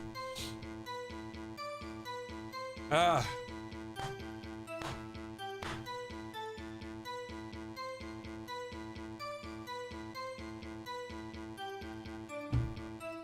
When the police apprehended him, he was on his way back to the shack. Yeah, right. Nice try, Von Karma. No one's gonna believe that. I see. So he was lost. Please, Your Honor, come to your senses. I figured I got nothing to do with this incident anyhow. I mean, I need one of those other things. I don't got one. How can you say that you had no motive? I say you do. You had a grudge against Edgeworth and the victim, Robert Hammond. That's why you took revenge on them, right? Please don't make me repeat myself, Mr. Wright. This witness has no memory of anything beyond several years ago. He can't hold a grudge. It's impossible. He's an idiot. I have to prove he's lying about his memory. Otherwise, it's going to be the same thing over and over until the trial ends. What up, Sleepy Curve? First things first, I have to prove this man is who he is. Do that and the motive will prove itself.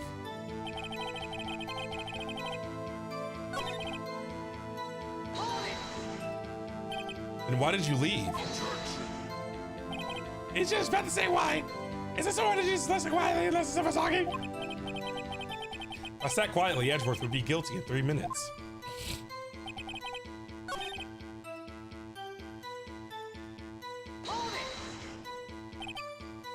You've lost much of your memory, is that correct?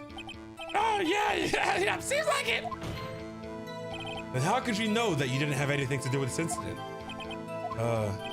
Or maybe you're lying about not having a memory, You know exactly who you are. The witness is satisfied quite literally he has no memory of who he is. If you claim he's lying, then show the court proof. How am I supposed to prove what's going on in that old cogger's head? That's impossible. I'm glad you're getting your senses, Mr. Wright. Very well, witness, please continue. Might I say something, Mr. Wright? Yes, Your Honor. You've been saying the same thing over and over. You've been calling the witness's memory of the past or lack thereof into question. I don't have the best memory either, but I got a bald head. Polish it every morning. Nice and clean, nice and bright, shine light. But does this really have anything to do with the current case? Of course, Your Honor. The witness has said he has nothing to do with this case and no motive. Both of these statements are lies. Order! Mr. Wright, there's a serious problem with your claim. Or are you saying you know who this witness is? Yes, of course, Your Honor. Ho! Now this is interesting. I would like to know myself. So who is he? Don't play dumb, Von Karma. You know exactly who he is. Mr. Wright, please tell us the witness's name. Yanni Yogi. His name is Yanni Yogi, a former court bailiff. Yogi? That name seems familiar. Yanni Yogi! The DL6 incident! It figures the judge would have heard of it. It was such a famous case. But what does this mean? Your Honor, if this man, Mr. Yogi, if this man is Mr. Yogi, then he has a clear motive. Test. Figure right. Jumping to conclusions again, Mr. Wright. This witness is Yanni Yogi. Fascinating. However, how do you propose to prove this to the court? This is the court of law. As you may recall, you need proof. No, I'm gonna repeat once more that the witness has lost his memory. This is it. I have to do this now. I can't prove he's Yogi right here, right now. I've got nowhere else to go. Nick! How are you going to prove it? How can he prove that he's Yanni Yogi? It's okay. It's actually quite simple.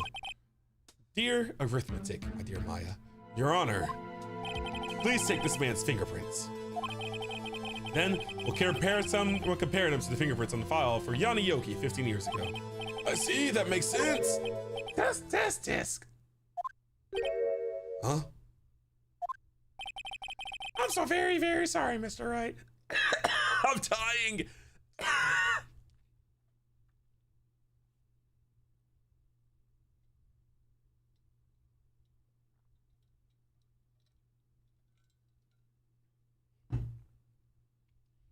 You ain't sorry at all, Silver. Fading away, y'all.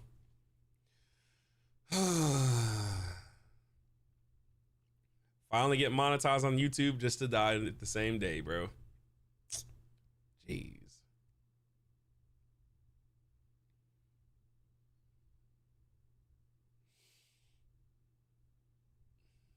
What up, Commander? This is Phoenix Wright, the Ace Attorney Trilogy. Hello.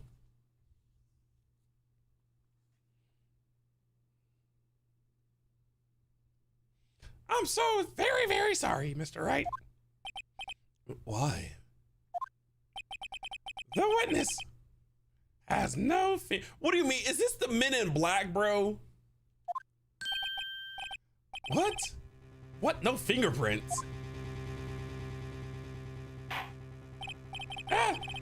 You see, before I worked as a caretaker, I worked at a chemical plant. I burned my fingers working with stuff yep.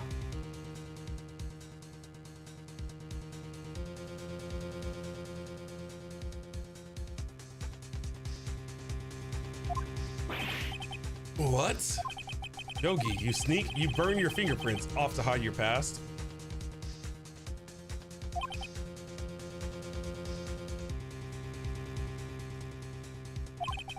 Well, if the witness has no fingerprints, I guess we will not be able to prove his identity. Test. Whoa, what will you do, Mr. Wright? It seems that the case has been decided, no?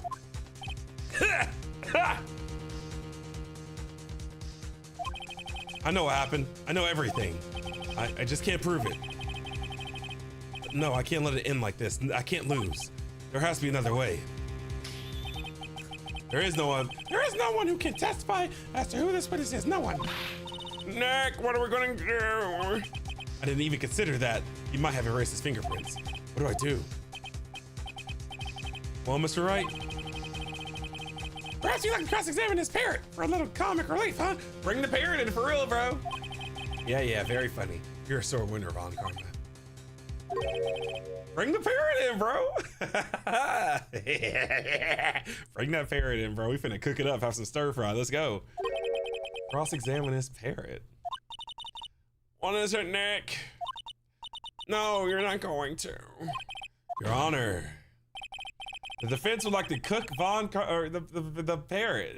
We hungry. We need a little snacky snack. Take Von Karma up. Oh, my proposal? Exactly, Your Honor. I'd like to cross-examine the witness's pet parrot. This is crazy, bro.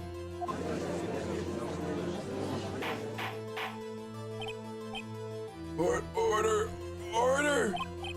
What do you think, Mr. Von Karma? Need you even ask? This is a farce. I object. You're the one that said it. Wait a second. You were the one who suggested I cross-examine the parrot, Von Karma.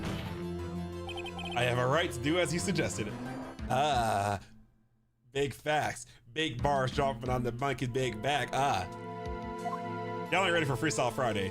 I don't have enough subs to drop another Freestyle Friday. I don't have 50 subs on YouTube, Twitch, and TikTok for me to be dropping. I don't have a single member on YouTube. When I get 50 members on YouTube, I'll drop another Freestyle Friday. But until then, we ain't talking no Freestyle Friday just yet. Well, if you're so desperate, please be my guest. Of course, should you go through with this, and nothing comes of it. I'm wheezing, bro. My voice. I'm dying. I'm fading fast. I hope you're ready for the consequences. Nick, this is crazy. What up, Izzy? This is my first playthrough. What up, Silver with the 44 months. 44 months, that's how many years is that? 12, 24, 36, 48? That is almost 4 years. Googly moogly. How much money is that? Let me do the math, quick numbers, run it back. 44 times 5, let's see what it adds up to. 44 times 40 is... 44 times 5 is...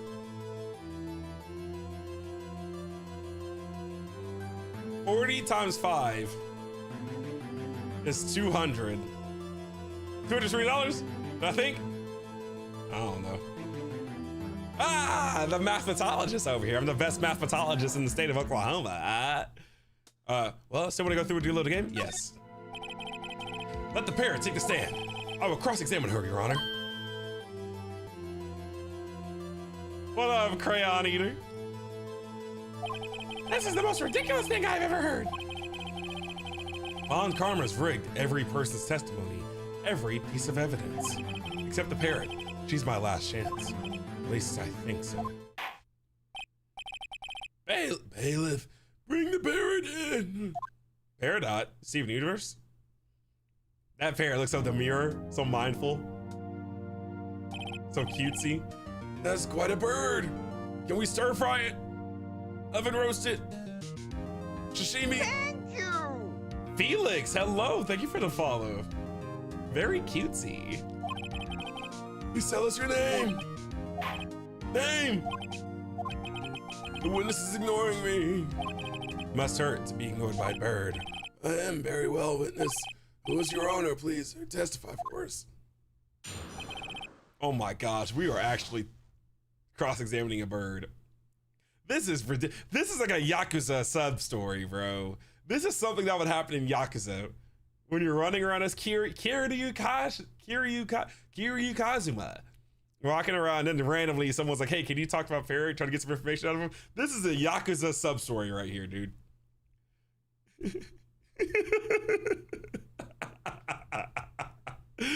Oh, this is straight out of Yakuza.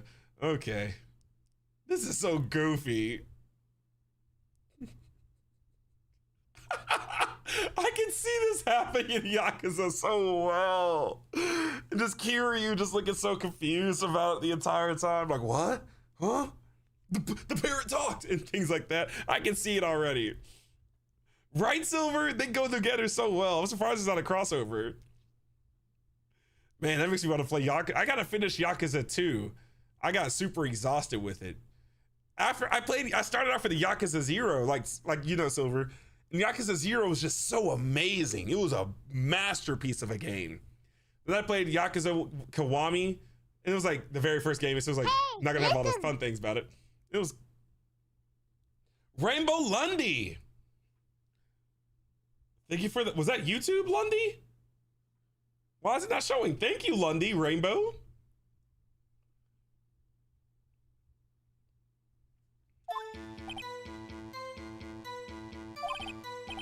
Hello, squad.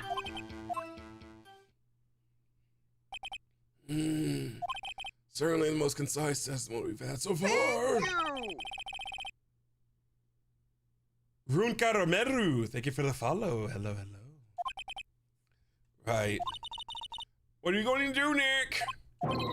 I don't know. What do we do, Maya?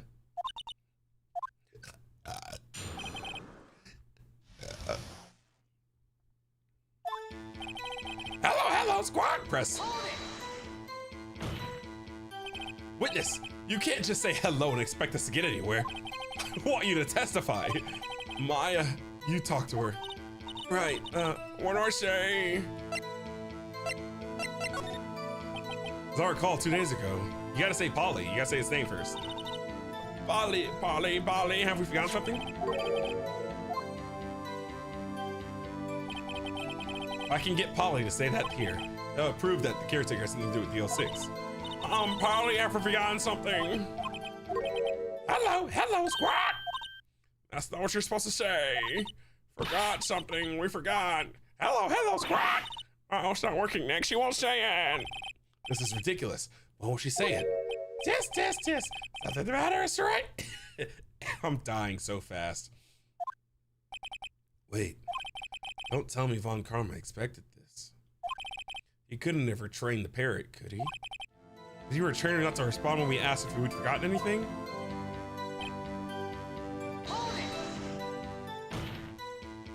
Witness, you're here to speak. You must speak. Frankly, I can't believe that you're speaking to the parrot. Well, I guess we should try to get some information out of her. We need to show the judge that her owner is Mr. Yogi.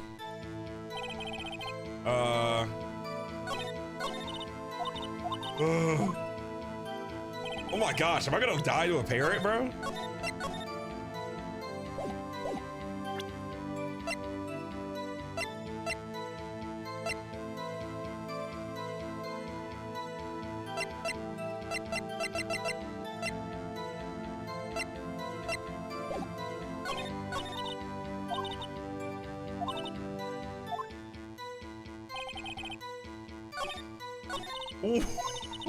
What? Am I about to object a parrot?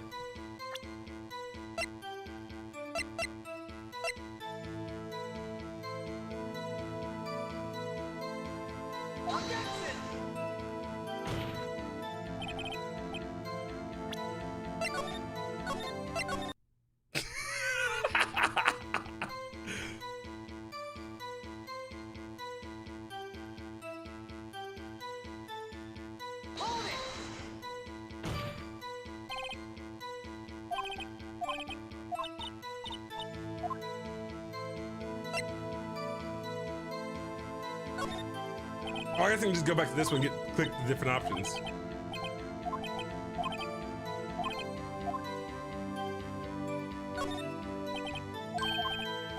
Fascinating. You claim that the parrot's name will prove her owner's identity. Then show us this proof. Nick, don't you think you're taking this bluffing a little too far? Listen, we're not here to answer the question of who is the caretaker. We're here to prove that he is Yanni Yogi. All we have to do is tie the name Polly to Yogi. Your Honor, the proof that the parrot's name reveals the caretaker identity is. Oh, crap.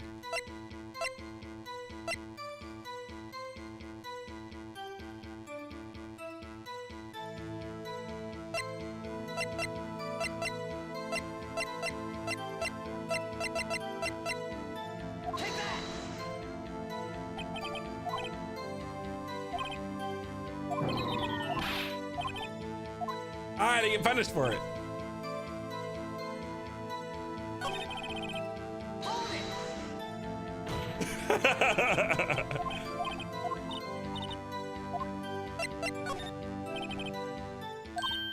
Hard to safe. Wow, let's just try to get her to say anything. Polly, what was the number of the safe? It's the safe in the shack. 1228, 1228. My, what a reckless parrot. Well, Mr. Wright, you weren't claiming that this number has something to do with the caretaker. Actually, it does. That's why I had her say it. Ah, ridiculous. How can a number to a safe tell us who the caretaker is?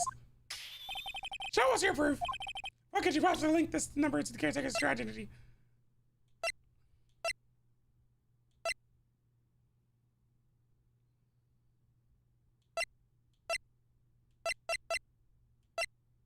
Bro, what?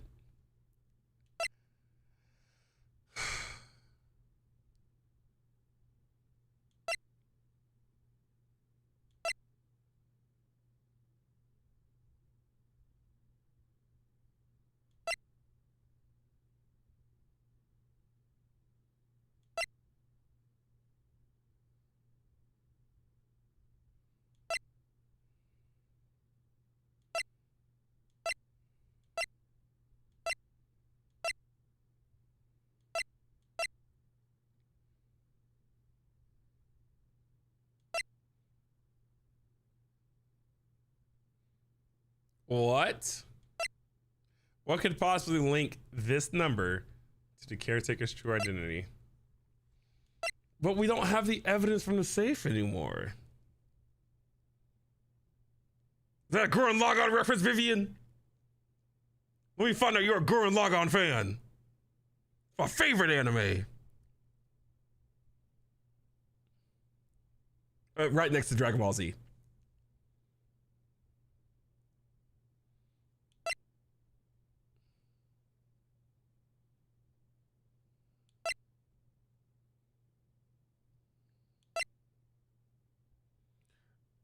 Dude. I think I just submit the parrot, bro. I think I just send the parrot in. Not this. Not this. Not that.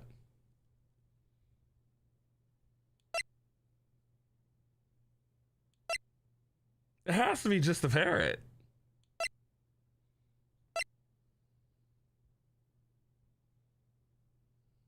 It has to be just the parrot.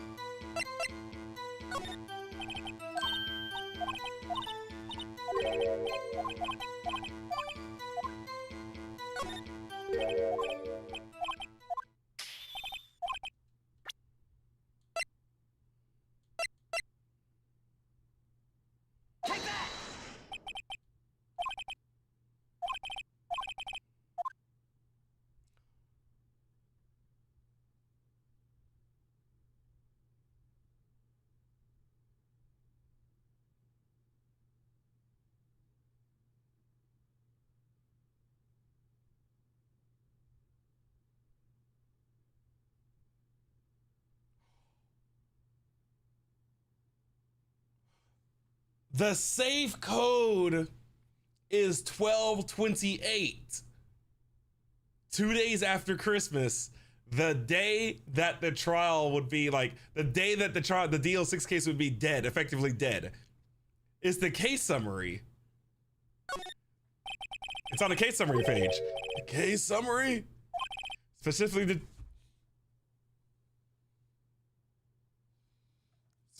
the date on which the DL6 is. I'm gonna start twerking. The DL6 incident occurred. The date of the incident, December 28th.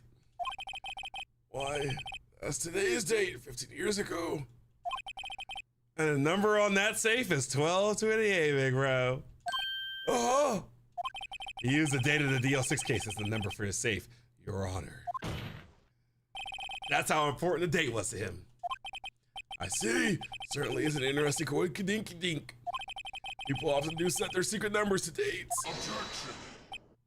Ah, this is not tangible proof. I set my ATM card's number to 0001 because I'm number one. I'm finna go run it up, bro. Give me your card, buddy.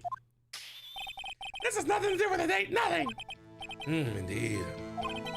Right, time to rob him. Alone it is a little weak for evidence in the murder trial. We would need some other corroborating evidence. Where am I going to find that? Nick, we're getting closer. One more, if we could just get more evidence. Right, but what? Very well. Witness, you may continue. Bro, what else am I supposed to press out of a parrot, bro?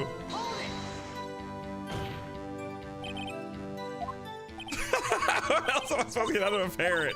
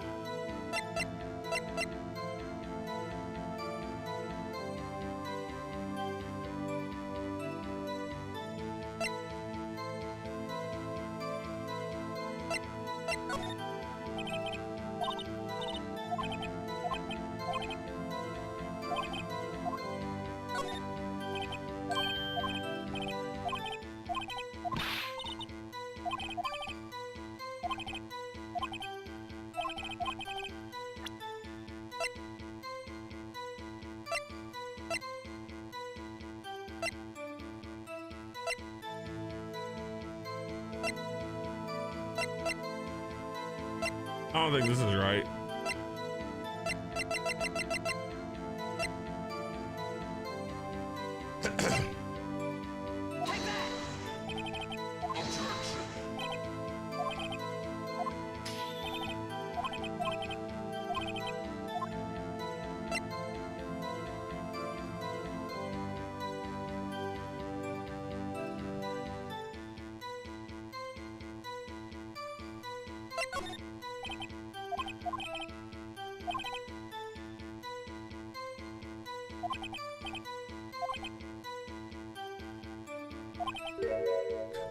Bro, I guessed. I wasn't even reading the dialogue because I thought it was going to send me back. I guessed. Clutch. Polly Jenkins! Polly! Exactly, Your Honor. Thank you. Emu, thank you for the follow. I was guessing, bro. I wasn't even bothering to read the dialogue because I didn't think it was going to work. He wanted to remember the name of his fiance who had died of slip and slide. Thank you. Death Bell, thank you for the follow.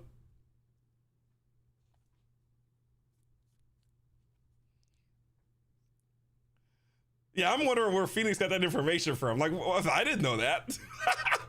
That's why he named her, his parrot, after her. I see. I guess it is possible. Ah, a mere coincidence, that's all. My granddaughter has a dog that she calls Phoenix. Phoenix? Well, Mr. Wright, Mr. Phoenix Wright, does this make you my granddaughter's fiance? Ah, your granddaughter got money? Wait, how old is your granddaughter, big bro? Time out. Time out. Time out. She's only 7. Jesus Christ, that's why you ask. She's only 7 years old. He gave birth? He has a child? I just got lightheaded. A Von Karma baby. Who wants a Von Karma baby? That's enough. I think we reached a conclusion here. This was a mere coincidence, that's all. That's true. That is a possibility. However, two coincidences at the same time seems more like a pattern to me. I'm old. What are you saying? Summon the caretaker of the boat shop. Immediately. Ah. Von Karma got here getting freaky.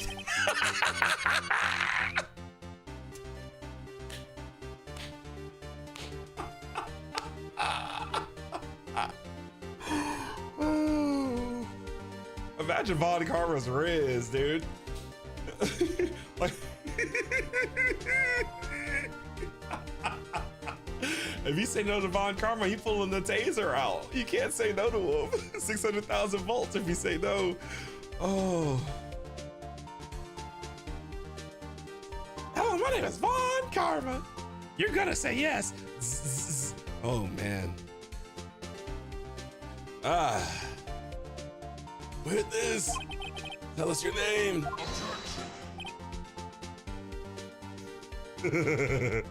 What is the meaning of anything around here? Wait! Witness, he doesn't remember. No. No.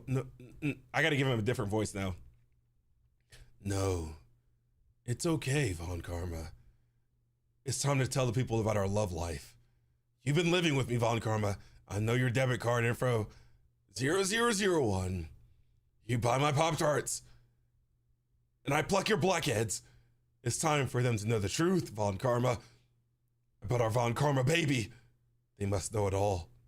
The Von Karma magic. Oh, egad. It's getting real in here. My boy fixed his posture. I've accomplished what I've wanted to do. I'm done. Nick, he looks totally different. This is the real Yogi, I think, finally. He's been acting feeble to hide his true identity. Acting for 15 years? Oh, let me ask you again. Please state your name for the court. My name is Yanni Yogi. 15 years ago, I served as a bailiff in this very court. Oh no, Yanni Yogi, you kind of look respectable now. Brother fixed his posture. I kind of like him a little bit. Wait a second. Yanni Yogi. So, was it you who killed Robert Hammond and tried to frame Miles Edgeworth for his death? Yes, it was me. I did it.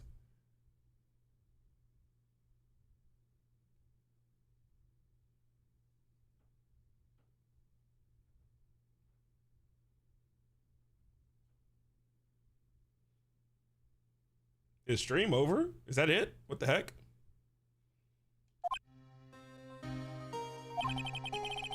They put me on the witness stand 15 years ago. Robert Hammond, he said, I was mentally unsound. He told me it would make me innocent, get me off the hook. So I pretended to have brain damage. I was innocent, really, but he didn't believe me. We won the trial, but I lost everything. Even my taco stand. I used to make great tacos. They were really succulent. Thank you. Emma, thank you for the follow. Emma, thank you, Emma, thank you, Emma, thank you, Emma, thank you, Emma, thank you, Emma, thank you, Emma, thank you, Emma. That was me touching your eyeballs, Emma. Can't take that back, but I lost everything. I lost my job, my fiance, my social standing, even my social security number got leaked too, so people made credit cards in my name. I heard this one dude named Rail Lindsay bought Squirrel with a gun. He pre-ordered it. 13 years in the future. I couldn't prevent it. That's a devious, handsome dude, that Rail Lindsay. So beautiful, so demure, so cutesy.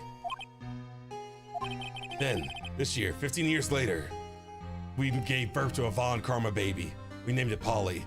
It had feathers, so I had to hide it. A package arrived from a stork. It was a letter and a pistol. The plan was written out in careful detail.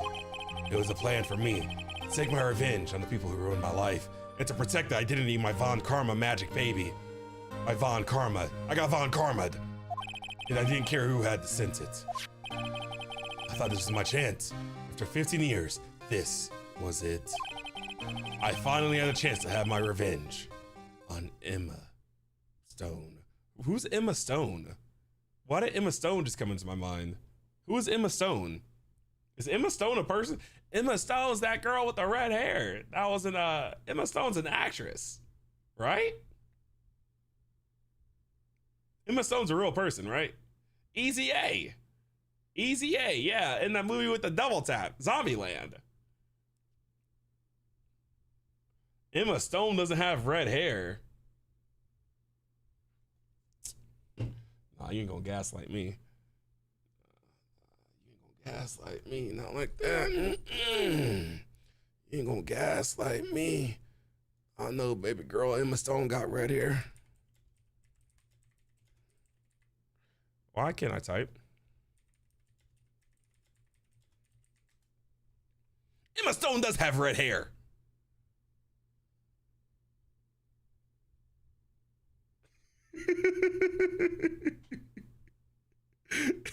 She had red hair in La La Land too.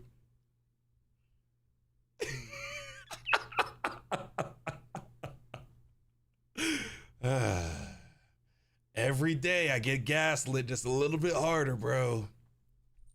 I feel like I got fleas on me. Nothing new. Finally a chance to have my revenge on Robert Hammond and Miles Edgeworth. I have no regrets. Wait a moment. Revenge against Miles Edgeworth? What do you mean? I'm not at liberty to speak on that matter. Why don't you ask Mr. Edgeworth yourself? Anyway, I admit it.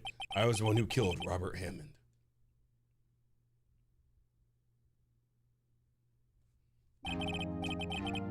I'm itching all over. It's like I got fleas on my body. Von Karma, where's Mr. Yogi? Under arrest, Your Honor. I saw no room for error in his confession.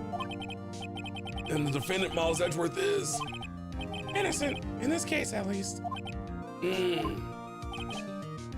Very well. Will the defendant please take the stand? There are a few mysteries left unsolved. Still,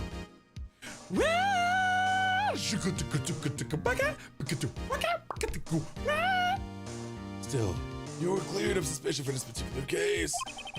So I would like to pass judgment on the murder of Mr. Robert Hammond. Any objections? I don't believe it. Why isn't Von Karma saying anything? Because he's going to try to get Edgeworth guilty for the other trial, the DL6 case. It's not over. There's no way it's over that easy. He's going to try to get a 7-year-old Edgeworth guilty of murder for a case 15 years ago. What if I just delayed? What if I just sat there scratching my butt for like 6 hours? Never came the next day. I don't think Von Karma is over. Hello, Sleepy. Hello, Sleepy. Hello, Sleepy. How are you doing, Sleepy? Sleepy, sleepy, sleepy, sleepy, sleepy, sleepy, sleepy. I'll show you 9, Crow. I'll show you 9, Crow. Very well. This court finds the defendant, Mr. Miles Edgeworth.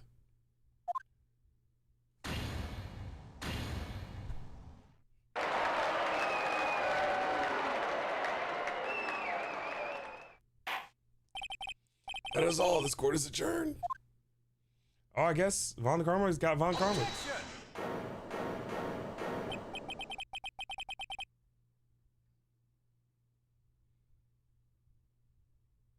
Oh, I forgot about Funky Town Fish. Might as well leave y'all on this cliffhanger and get summon Funky Town Fish. Funky Town Fish.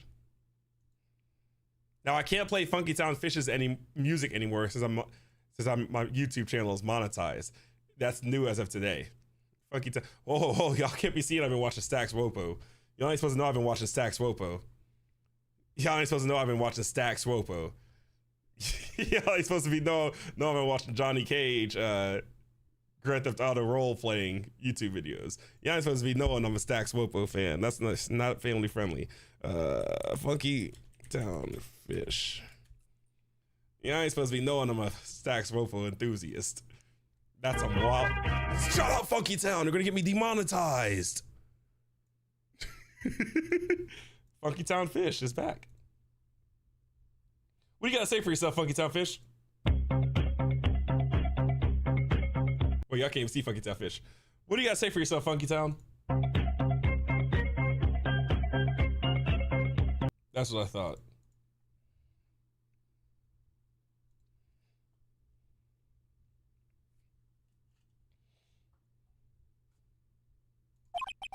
It wasn't Von Karma. Wait, but that means Edgeworth objected? No. Grossberg?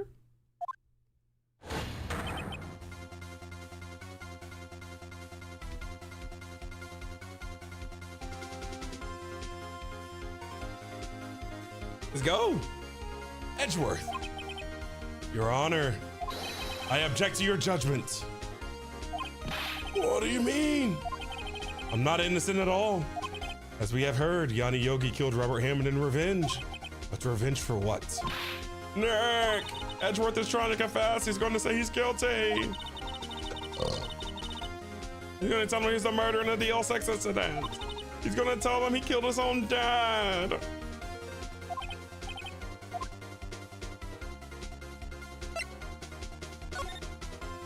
No, I'm sure Edgeworth thought about this one long and hard. Be a little less edgy. This is my place to interfere. Nick, are you sure? There's nothing we can do about it. This is his problem now. For 15 years, I have had a reoccurring dream. A nightmare. It's only a nightmare. That's what I told myself. In this dream, I pooped myself. The thing about it, though, is that, like, when I poop in my dream, I poop in real life. When I poop in real life, it's nuclear. So I've had to rinse out many places in my life now, Judge. That's why I procured so many sugar daddies to fund my moving expenses. That's why my name is Edgeworth, Your Honor. But now I know it wasn't a dream. The poops were real the whole time. They were acidic, melting through the very foundation of what we call California, Japan. There will be an earthquake soon. Because, oh, Child on Magic, thank you for the follow. Hello, hello. What up, 2-year-old? What up, Nova? Yanni Yogi wasn't the killer. Thank you. You mean in the incident? You mean in the incident where your father died? Nova, thank you for the follow. From... You know what? I'm gonna do the funniest thing first and block you, buddy. You ain't gonna come into my chat and put me in my toes like that, buddy. From the distance of the shot, it wasn't slip and slide either. Everything was as clear as day. The murderer, the criminal in the DL6 incident. What up, Francine? Hey, Francine. It's been a busy week at work, but I'm gonna try to get back on the grind. Yeah, like, you know, why would you just come out here and just be weird? Why was the first thing what possesses someone to go into someone's chat and just be weird in your first message? I knew for a fact I wasn't the only one that felt uneasy about that. Like, get out of here, dude. Be a weirdo somewhere else. It was me. Your Honor, I confess my guilt. I am guilty for the DL6, the statute of limitations of which ends today. The culprit is me. Who are you pointing at, bro? What up, Mars? Order, order. This is certainly unexpected. The defendant declared innocent is confessing to a different crime. A crime for which the statute of limitations runs out today. Not really sure how I should deal with this. Ah, it's obvious. We hold a trial right here, right now. We tried this man for his crime 15 years ago. I think I would like to have a 5-minute recess. During this time, I will consider the appropriate course of action to take. Court is adjourned.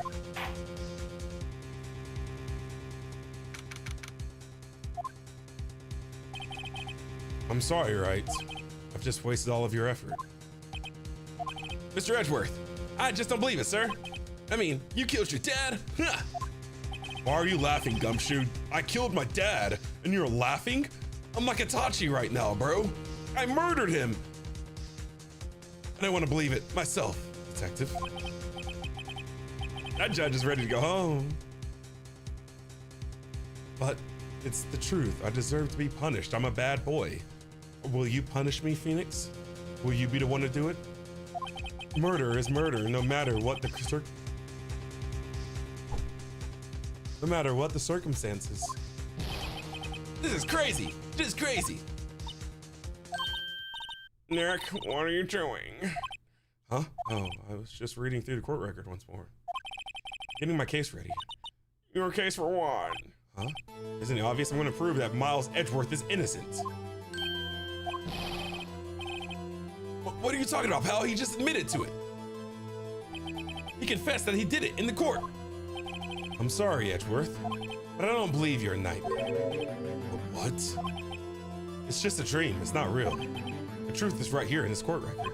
In any case, Gloom, thank you for the follow. Hello, hello, Gloom. Welcome in. Thought I'd sweep you away with the... Hello, Gloom. What's up, Gloom? How you like my Funky Town fish, Gloom? How you like Funky Town fish? You said you want to smell Funky Town fish?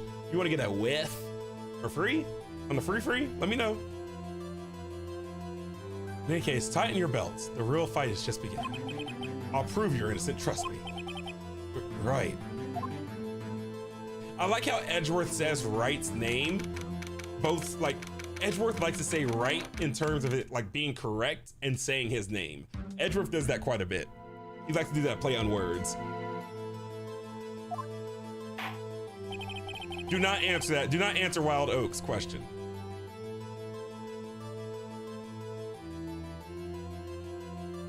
Middle finger. Now then, I would like to resume our trial. Judge, Miles Edgeworth has admitted his own guilt. He has confessed his crime. Let us begin by hearing his testimony. Then, though pointless, let the defense do their cross-examining. The statute of limitations of the S6 runs out today. Though it's unconventional for me, I'd like to run this one by the book. I see. Does the defense have any objections? No, Your Honor. Von Karma, you knew this was going to happen from the very beginning, didn't you? Very well. Well, Miles Edgeworth, please take the stand.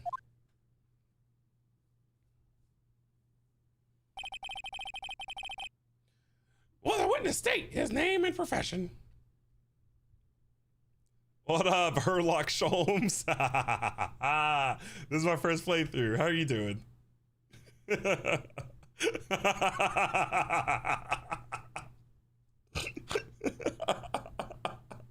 That's a great name. This is my first playthrough. I'm going through it blind. I'm really enjoying it.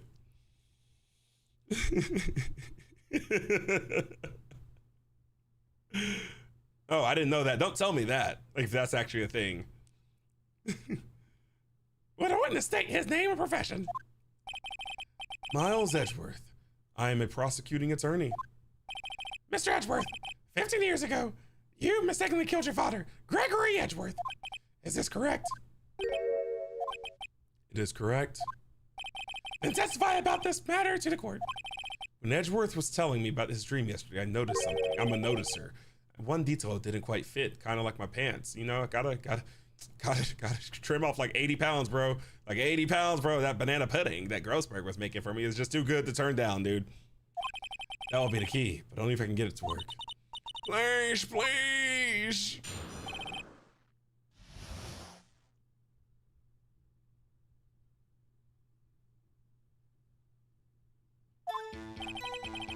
That day, I had gone to the courtroom to observe one of my father's trials. As we went to leave, an earthquake struck, trapping us in the elevator. My father and you, Mr. Yogi, lost their composure and began to argue. Just then something heavy fell at my feet. I picked it up and threw it at Mr. Yogi. I wanted them to stop fighting. A moment later, there was a single gunshot, then a scream. It was a terrible scream. I remember it to this day. I already know how we're gonna solve this case. We're gonna find whatever gun. The gun that's in that picture is not the same gun that was used to kill Hammond. And we're gonna use the bullet casings to prove that. The gun that was used to kill Robert Hammond and his father is the same gun. That's an entirely different gun that he threw right there. It was a terrible scream. I remember it to this day. That's all. And until now, you thought this memory was a dream. It was all a dream. Are you a Diddy fan? You be going to Diddy parties? You trying to go with me next time? Never mind. We were stuck in that elevator for 5 hours. The oxygen in the elevator ran out and I lost my memory of the events. Ah, the same claim Mr. Yogi has made. Very well. Very well. Mr. Wright, your cross-examination, please. Yes, Your Honor.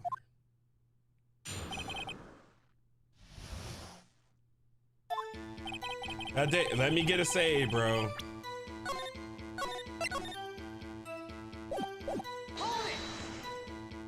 What was the trial your father was involved in on that day? I don't remember things very clearly. Only 2 things. One, my father lost and Mr. Von Karma was the prosecuting attorney.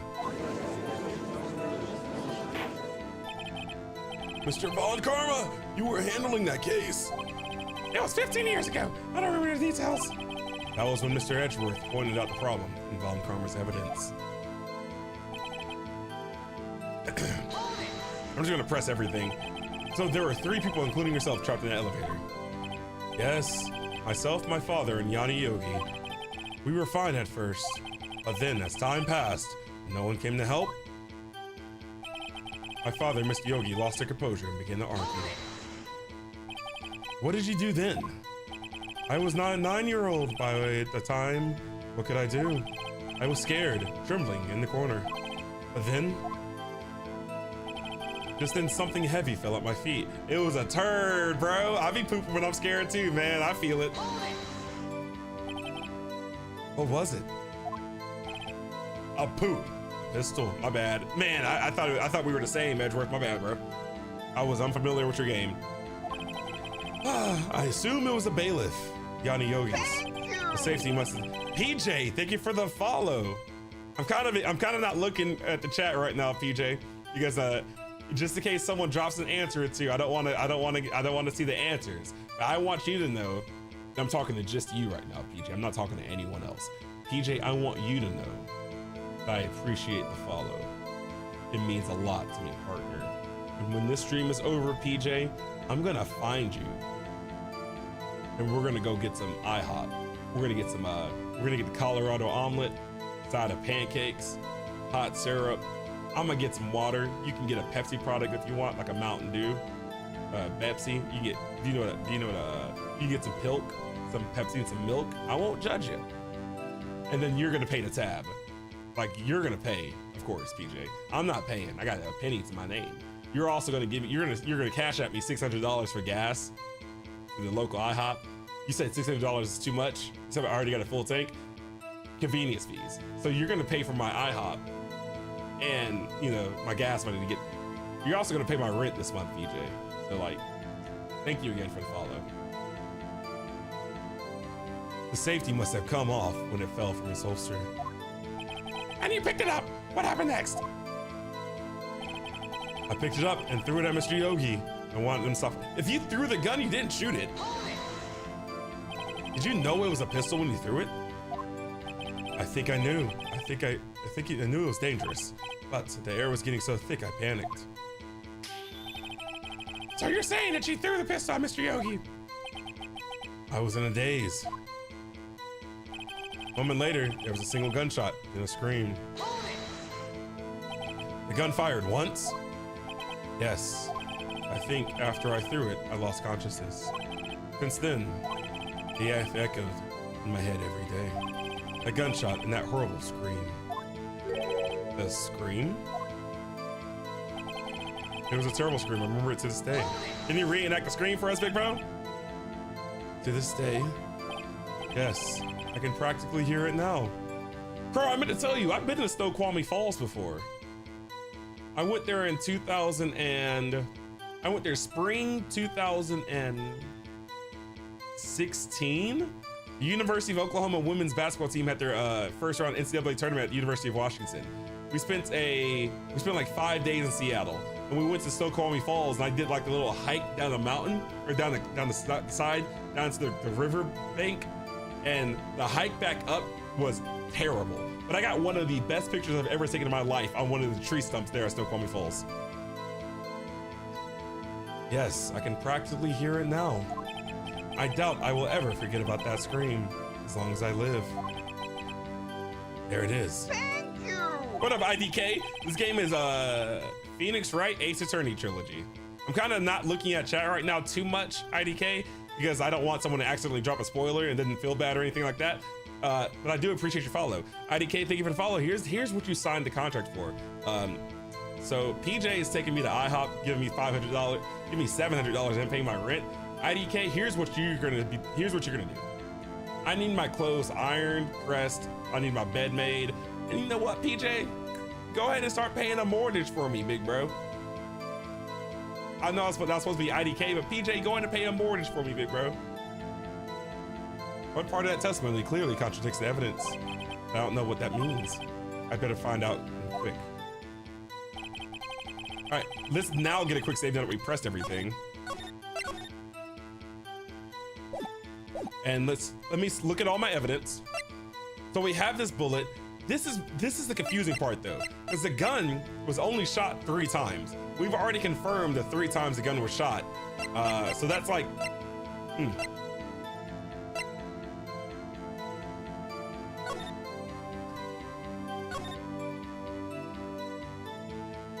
One bullet found in the heart. The murder weapon was fired twice.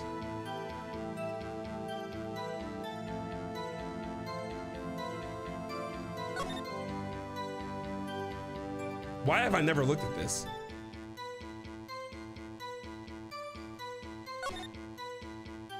Murder weapon fired twice.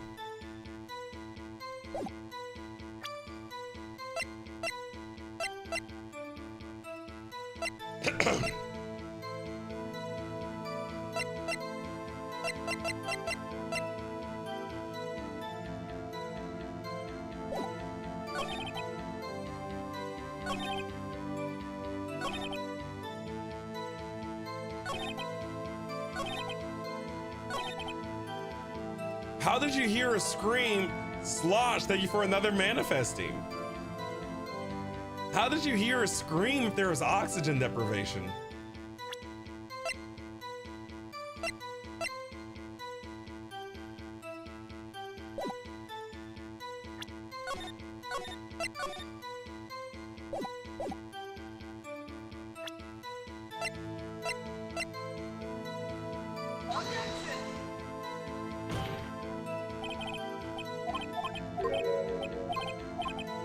I'll take that hit.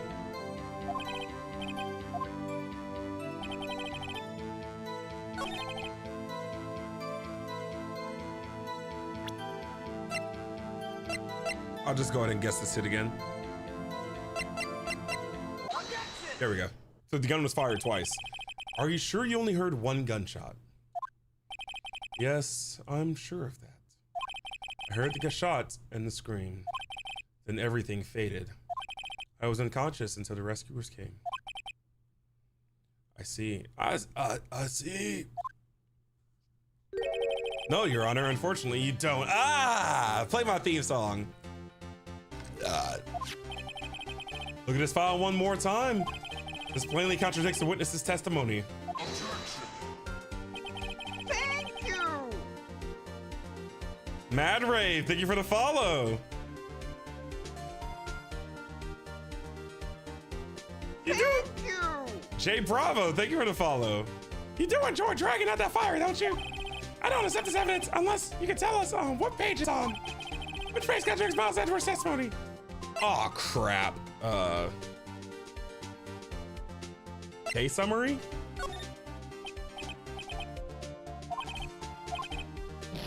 Nah, you ain't taking 2 shots from me, bro. Reset.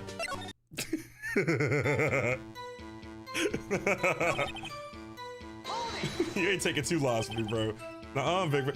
Dang.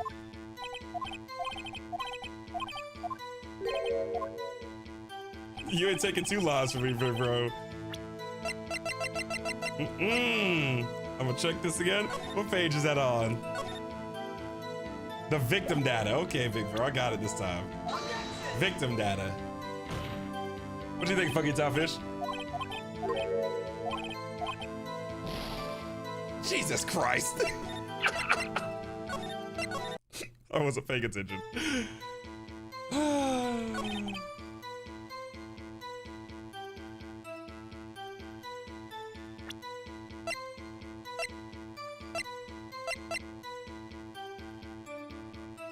I forgot how I got into it.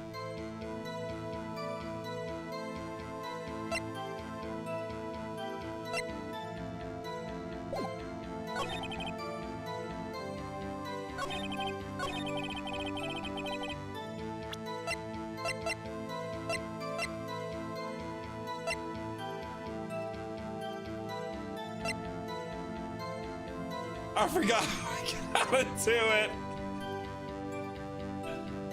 I forgot how I got into it. I should have just kept going.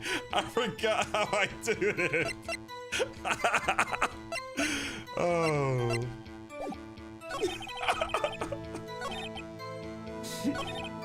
Oh. I triggered this.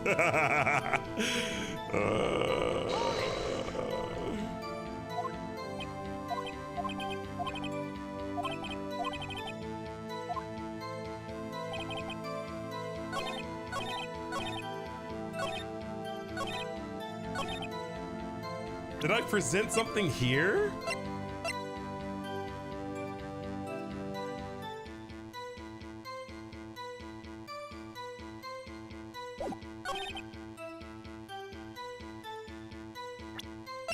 I present this here. That's what I did, right? Maybe I just pressed the wrong thing earlier.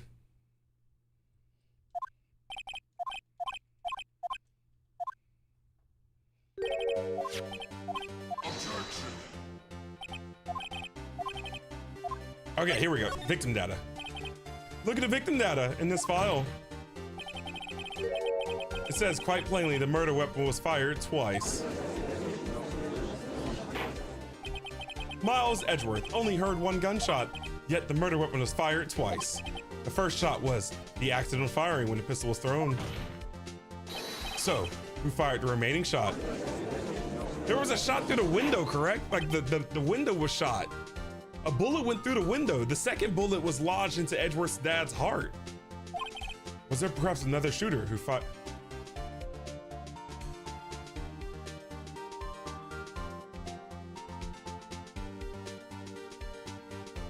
Did Von Karma shoot him through the window? No. Okay, now rewind. The first shot went through the window. The second shot went into his heart. Because they were stuck on an elevator. There's no way Von Karma was sneaking around shooting through the window of a stuck elevator during the middle of an earthquake. That just wouldn't happen. Then again, Von Karma did pull out a 600,000 volt taser in the middle of a court record room. I don't know, big bro. Your Honor.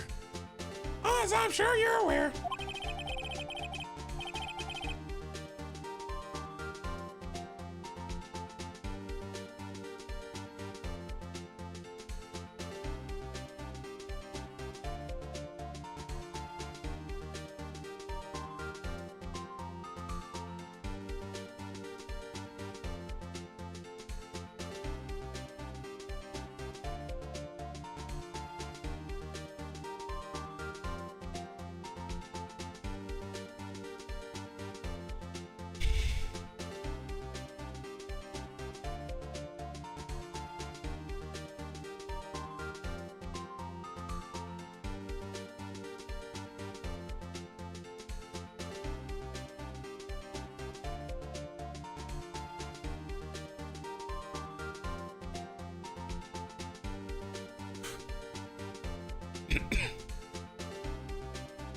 Jesus Christ. This incident occurred 15 years ago. The evidence is dated. The pistol did fire twice. However, we do not know when that second shot was fired. It might have been fired the day before the incident. There is no proof that the second shot had anything to do with this incident. I see. You do have a point, Mr. Wright. The murder weapon was fired twice, as we have heard. One of those shots was fired by the defendant, the boy at the time. Do you have any proof that another shot fired had something to do with this case? Yes. Your Honor, I think I will be able to show you proof. Impossible. Now, Mr. Von Karma, save up your surprise for after you've seen the evidence. Hurry, Mr. Wright, show us your proof. Do you have any evidence? Yes, I do. It's right here. Mr. Wright, please think how we feel having to look at this evidence time and time again. That's new evidence. I haven't shown you the bullet before.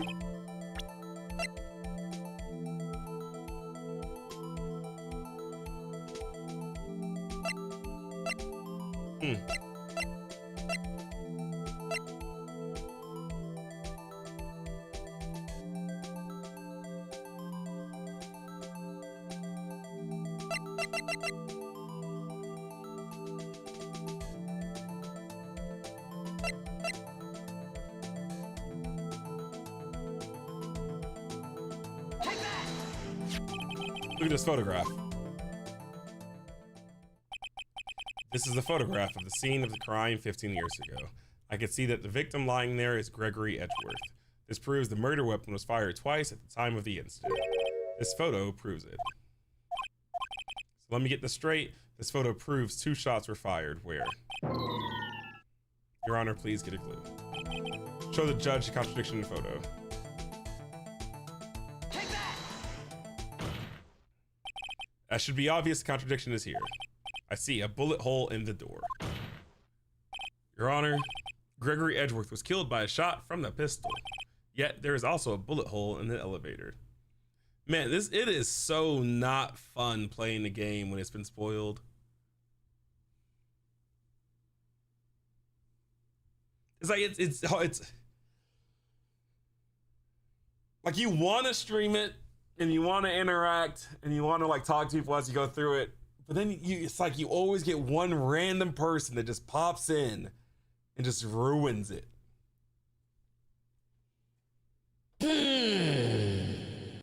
There's also a bullet hole in the elevator door. We also know that the murder weapon was fired twice.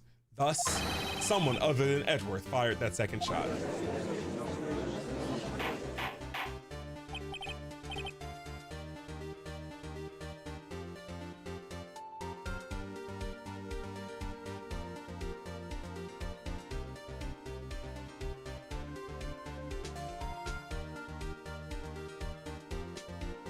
Order in the court! Mr. Wright, what are you driving at? It's simple. It's simple, Your Honor. I don't even want to play, bro. I'm gonna take a walk real quick.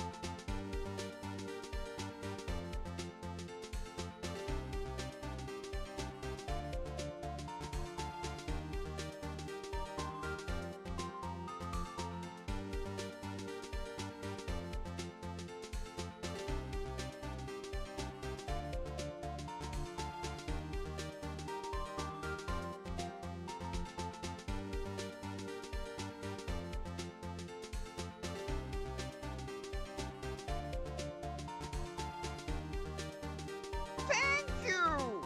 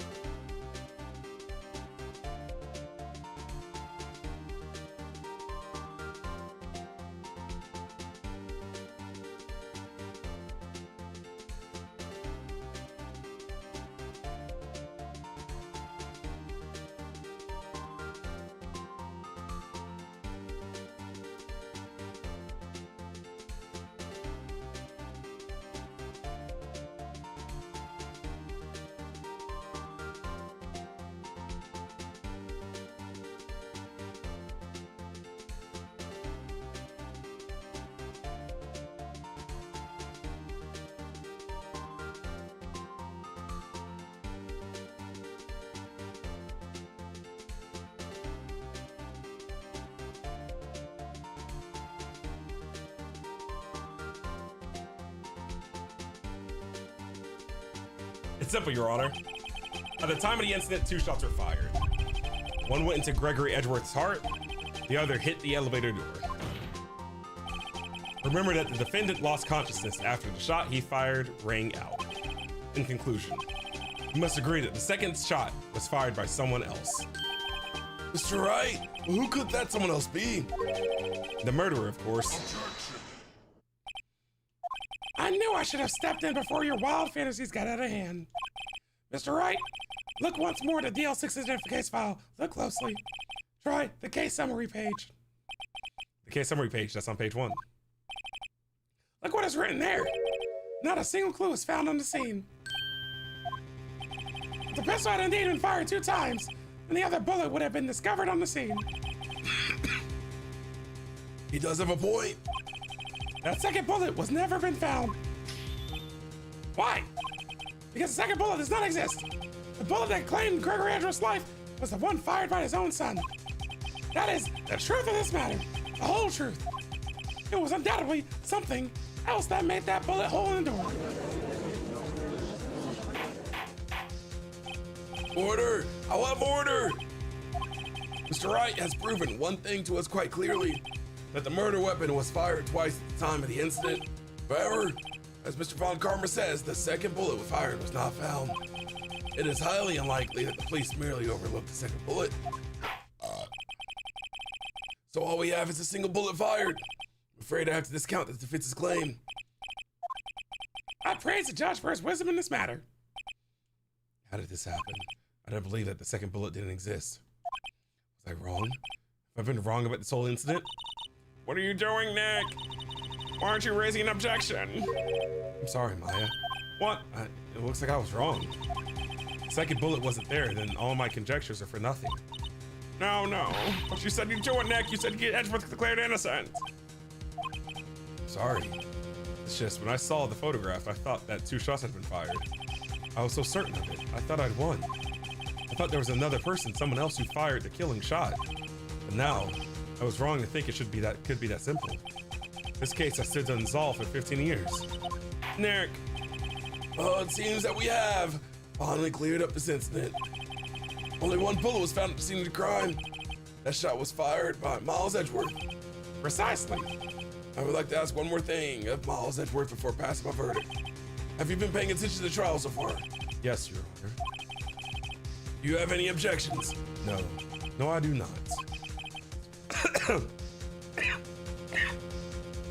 So you killed your father, but that was not your intention. Yes, I did. Oh no. He's accepted the guilt. Very well. Statute of limitations on the murder of Gregory Edgeworth runs out today. Therefore, I must pronounce a verdict on the defendant's date right here. Right now. Indeed. Do you have any objections? There's so many things I know I shouldn't be saying. My mind's gone blank. I can't find the words. Mr. Wright? Your Honor, I object.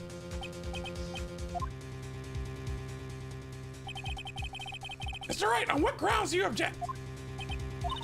Nick, don't know. His case is perfect. It must exist.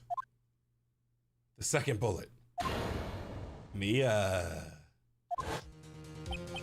What? What did you just say? Nothing. Second bullet must exist. But where? Someone took it. It seems waiting is not going to produce any answers from Mr. Wright. Wait, Your Honor. Second bullet, it existed. What? We just heard proof that it did not exist. I realize that, Your Honor. I'm really grasping here. It's just someone took it from the scene of the crime. That's what happened. Who? The murderer. A murderer? And tell us just who is this murderer? It's you, bro. I'm still thinking about that one. But a criminal Took the second bullet, but why? First of all, how would they have found it? It's not easy to find a stray bullet, Mr. Wright. Was there some pressing need for the murderer to search for that bullet? murderer had to find it. Of course there was a need. That's why they took it. Ah! What possible reason could they have had? Well, the reason murderer took it.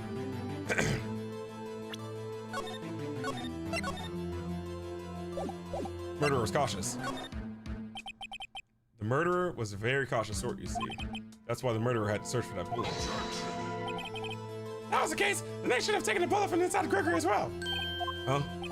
Why would they only take one of the 2 shots fired? All right. No! You thought, buddy. Get some world. No, it's not world. Get Crimson. What? Well, I don't even know what the JoJo stand is anymore, buddy. Get rewound. Maybe they thought that the bullet would be used as proof. Proof? It was a special bullet. So they took it with them. If that was the case, then I should have taken a bullet from inside Gregory as well. Huh? What? Huh? All right. You get penalized for either option?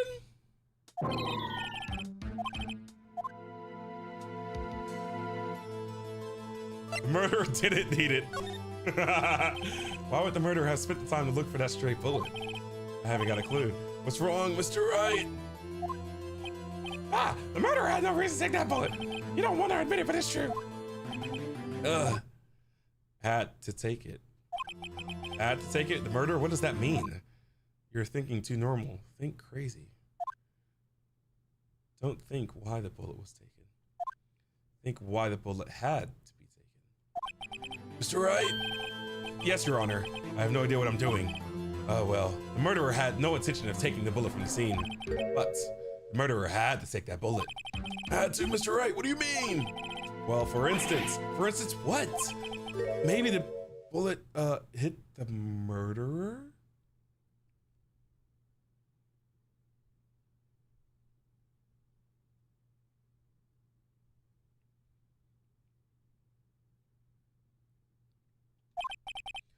Bullet hit the murderer?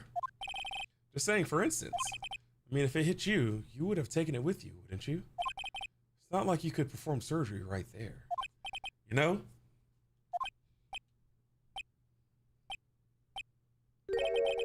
Wait a second. I was just talking off the top of my head, but what if that's really what happened? Let me get this straight. So at the time of the murder, the murderer himself was shot. They left with the second bullet still inside of them, thus leaving only one bullet seen at the crime. Yes, I guess that's how it would work, yes. But there's a problem with that. The other two people rescued from the elevator, Miles Edgeworth and Yanni Yogi, were both unharmed. So that would mean The murderer came from outside, yes.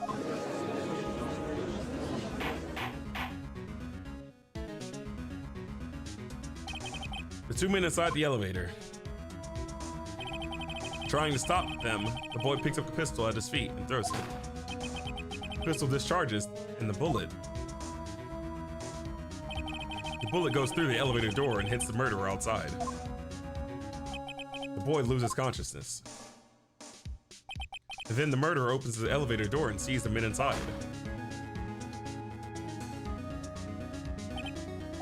Mr. Wright, you are truly the most unpredictable defense attorney I've ever known. I can tell you're grasping, yet I cannot deny the possibility of what you say. What are you saying? Deny it, deny it. No one involved with the incident was wounded. There was no murderer. No one was wounded at the time of the incident. He's right, I can't think of anyone. Hey, Nick. Huh? I just thought of something really crazy. Von Karma never uses his right arm because he can't lift it up because there's a bullet lodged in it. Crazy? Remember what Mr. Grossberg said yesterday? Gregory Edgeworth dealt a blow to his perfect trial record. Wow. Must have been quite a shock for Von Karma. He took a vacation for several months after that, you see. Yes, an unusual event for the man. That was the first vacation, last vacation he's taken in his many years of prosecuting. What if Von Karma didn't take that vacation because of shock? But took it because he was injured. Which would mean... It could only mean one thing. He was a murderer in the L6 incident. He was the man who shot Phoenix Gregory Edgeworth. It was Von Karma! Oh man. Something wrong, Mr. Wright. You seem dazed. No, Your Honor. Well, you have indicated the possibility that the murderer came from inside the courtroom, from outside. Can you give us the name of your suspect? Uh-oh. Should I come out and say it now? Say it now.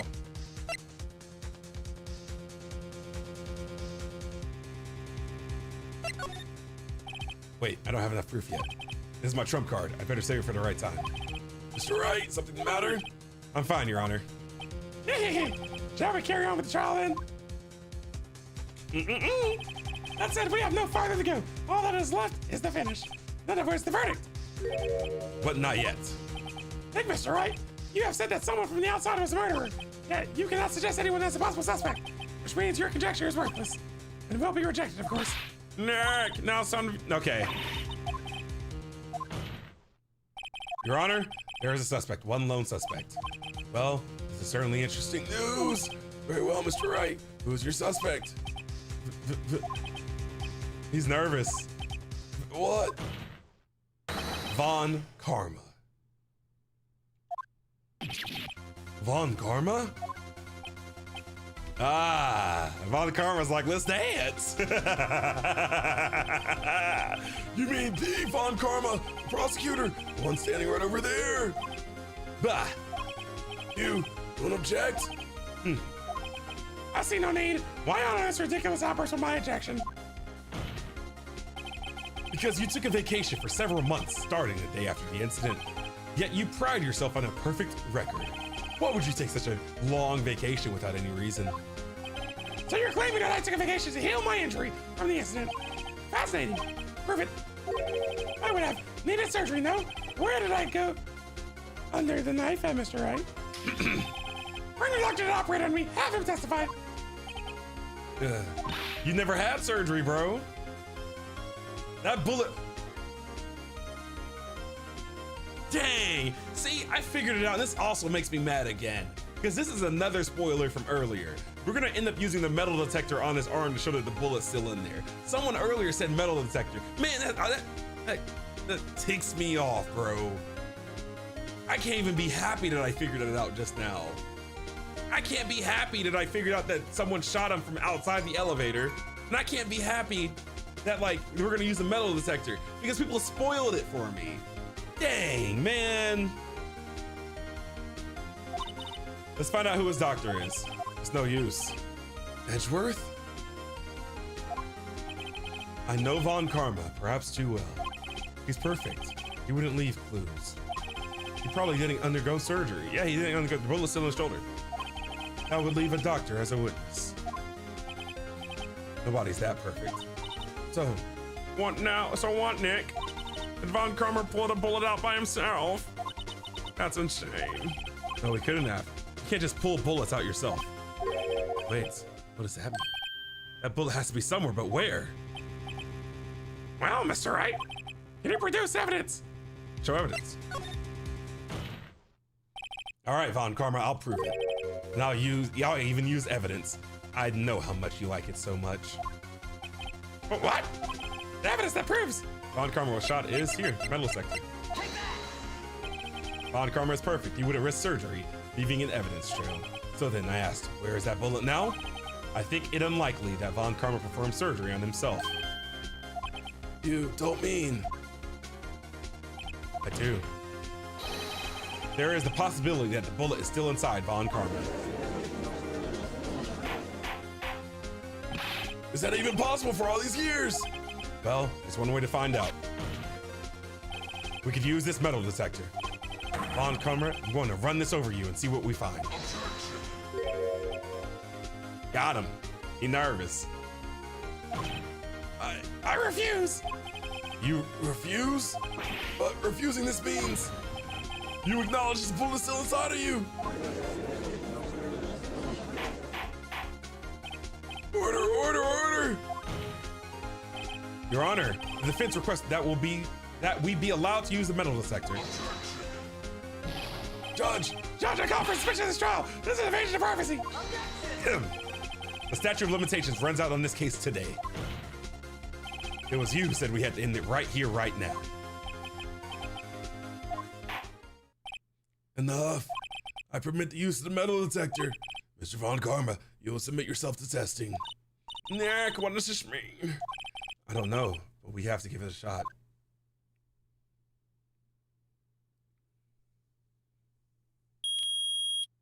Got him. Something's inside his right shoulder. A bullet.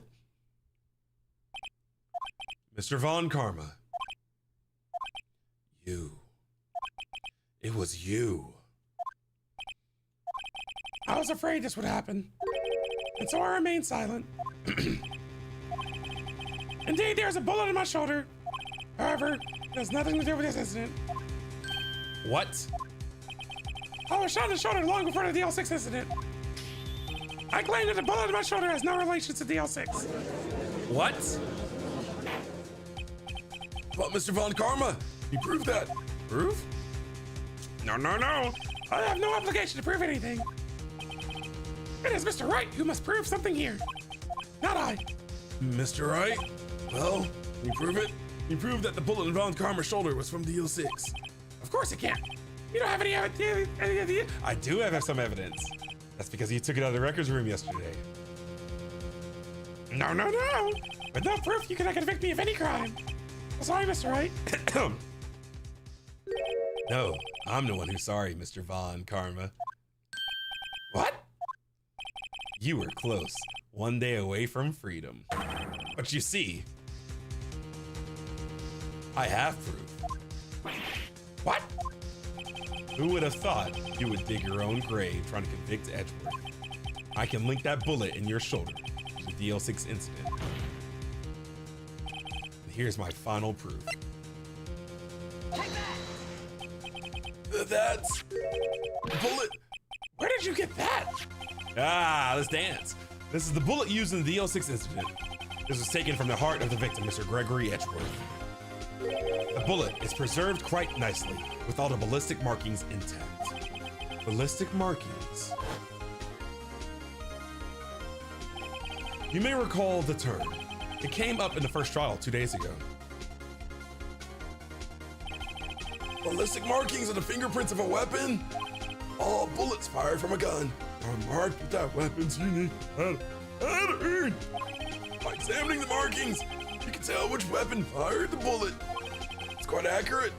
I wouldn't know. You got some thick eyebrows, brother. Thank you! We have 2 bullets in our possession. One, the bullet removed from Gregory Edgeworth's heart. The other, Mr. Von Karma, is the bullet buried in your shoulder. We can analyze both bullets. Then, if the markings matched. Ah, we would know that both bullets had been fired from the same gun. The very same pistol. In other words, the murder weapon that killed Gregory Edgeworth. Mr. Von Karma, you will let us remove the bullet from your shoulder. Then we'll compare the ballistic markings to those on this bullet. Ah! And solve this case once and for all. Well, Mr. Von Karma, Thank you! thank you for the follow. Oh, he crashing out big time. Thank you!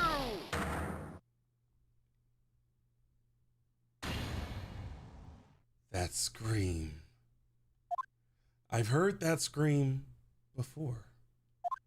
Wait, I know. Help, I can't breathe. Quiet, I said quiet. Is that Von Karma there? You're not making this any easier. Stop breathing my air. I'll stop you. Stop breathing my air. No, Von Karma screamed when he got shot. Okay, get away from my father.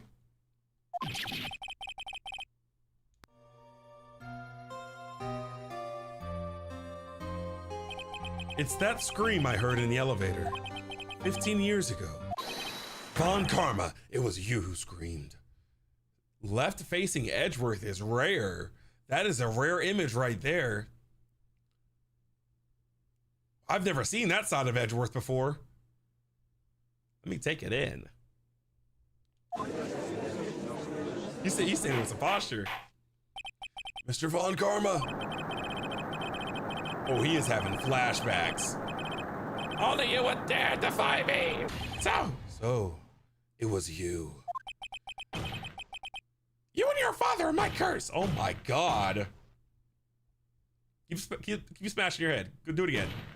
I'm gonna let you sit here for a second. You gonna sit here for a second. You gonna deal with this. Get some CTE. Concuss yourself. Let's go. Harder. Bang, bang, bang. Keep going, boy. A few more times. 6 more times. 1, 2, 3. Let's get a few more, actually. 4 more reps. 4 more reps. You got it, big boy. Bang. He crashing out, dude. Bang, bang, bang. 3 more reps of this. Keep going. Neck exercises. Get a strong neck. Keep going. 1, 2, 3. 2 more sets of it, big boy. Let's go. He is going crazy. Away facing Von Karma, cursed. This is the last rep right here, I think. He's stressed. Lawyer Lindsay on the case. Your father shamed me with a penalty on my record. And you left a scar on my shoulder that would never fade. I'll bury you. Oh my God. Is this Broly, bro? 15 years earlier. Gee, prosecutor, I am sorry. Von Karma, it's not like you to make this kind of error. I never would have thought that Edgeworth would be the one to catch you. I was careless.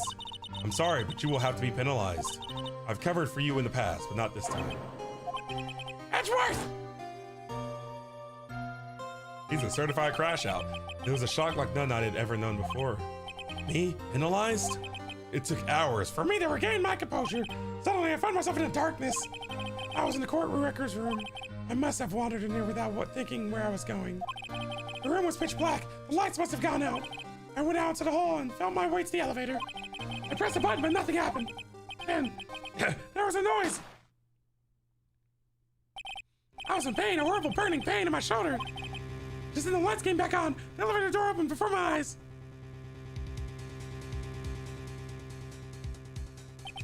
I saw 3 people inside, all lying unconscious from oxygen deprivation. Much to my surprise, a pistol lay at my feet. I knew then it was destiny. cat. In his last moments, Gregory Edgeworth was still unconscious. He died, never knowing who had shot him. Later, he spoke through a medium, blaming Mr. Yogi. He was fooled. It was the perfect crime. Why is he looking so confident? Who would have thought another man would have come to open that elevator door? Judge! What?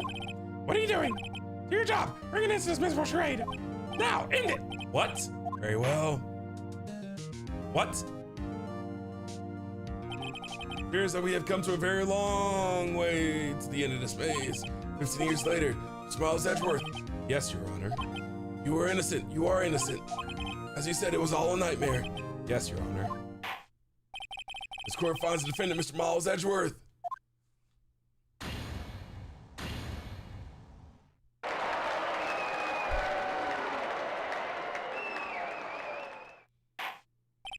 That is all. This court is adjourned. Y'all better lock Von Karma up, buddy. He's scary. No way he leaves that courtroom. Nick, we did it! Did you see his face? Von Karma looked even paler than usual. He's pretending to be all cool, but inside he crushed him, Nick. He crushed. I gotta see him refreshed. Yeah, it's a pretty close call, though. I was sure we'd had it. I know I was on the verge of tears the whole time myself, but now it's all just like a memory. So, it's finally over, Edgeworth. Right, yeah? I'm not sure how to say this. Do you want to, perchance, move back in with me? We can be roommates again. You can pay the rent, of course, and the power bill, and the internet bill. I like having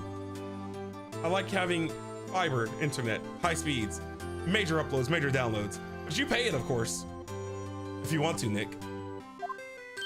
I know. Try thank you. I see. Thank you, Wright. You're welcome. I think you could have done better than that. Sorry, I'm not good at this sort of thing. You got a lot to learn, Edgeworth. I hate her so much. She's got you there. Whoop. The sound of the police. Amazing, pal. You pulled through just like I thought you would. I eat pennies for a living. I'll never forget this. I owe you one, pal. And tonight, let's party. Dinner's on Gumshoe, bro. Yeah, my salary went down a bit this month, but who cares? See, Mr. Edgeworth, you should take a lesson from Detective Gumshoe. That's how you say thank you. I see. Whoop. That's cursed. I didn't like that. I feel foolish. Don't worry, take it a little at a time. You'll get used to it. It's been 15 years since I've seen Edgeworth this unguarded. Hey y'all, Lotta. Y'all were great in there. Thank you. Yo, Edgeworth, congrats. Thank you all very much. I knew you were innocent from Stardust. Just look at you. You wouldn't stick your hand in the cookie jar even if there's one there. You were the witness on the first day of the trial, weren't you? Yeah, well, let bygones be bygones, eh? Speaking of which, what are you doing now, Lotta? Speaking of which, what are you doing now, Lotta? Who, me? I went back to college. I gave up trying to be an investigative photographer really quick. Really? That's too bad. Huh? Isn't that the hot dog guy from the park? Huh? It's over, Nick. My life is over. Did your girl Beyonce break up with you, bro? She was a gold digger. You're better off without her. What? Why the sad face, Larry? What happened now? Oh, Nick, I'm not long for this world. Is this the beginning of the game again? You don't look sick. It's Beyonce. She's going to live in Paris, Nick. Paris. What's up with your girls going to Paris, bro? She's leaving me behind. Should have seen that coming. Yo, Edgy, there you are. Yes, here I am. Congrats, Edgy. Here, a little gift from me in celebration. Celebration? That's unusual for you. Harry Butts, you've come a long way tonight. You come along too. My treat, pal. We're all eating pennies. I can't poop them out, so they're just building up in my stomach. Huh? Thanks. Looking forward to it. Yo, Nick. That's the suit that question. When he says treat, that's not police talk for prison food, right? Right? I think you'll be fine, Larry. We'll just be eating pennies, the finest pennies. Pre-washed. Right. Yeah, what's up? That envelope that Larry gave me, it's got money in it. Well, yeah, that's not strange. People give money away to celebrate sometimes. It's $38, right?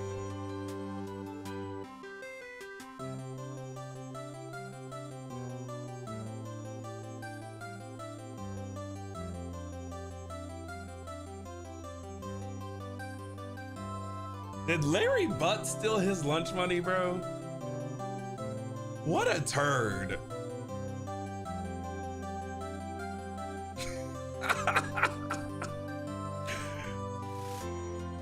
Huh? What a weird amount. I mean, it's not a little, but it's not a lot either. 38 exactly. Larry is a butt, bro. Nick! Well, it's not exactly the amount of lunch money I stole from Mr. Edgeworth at school. $38? No. No, Larry! Yeah, it was you? What are you so surprised about, right? Huh? Larry was absent that day from school, right? But that doesn't automatically rule him out as a suspect. What? Think back to that day 15 years ago. Larry took the day off, but he was bored, so he came into school anyway. He was in school, dude. Larry is so stupid. Larry was so bored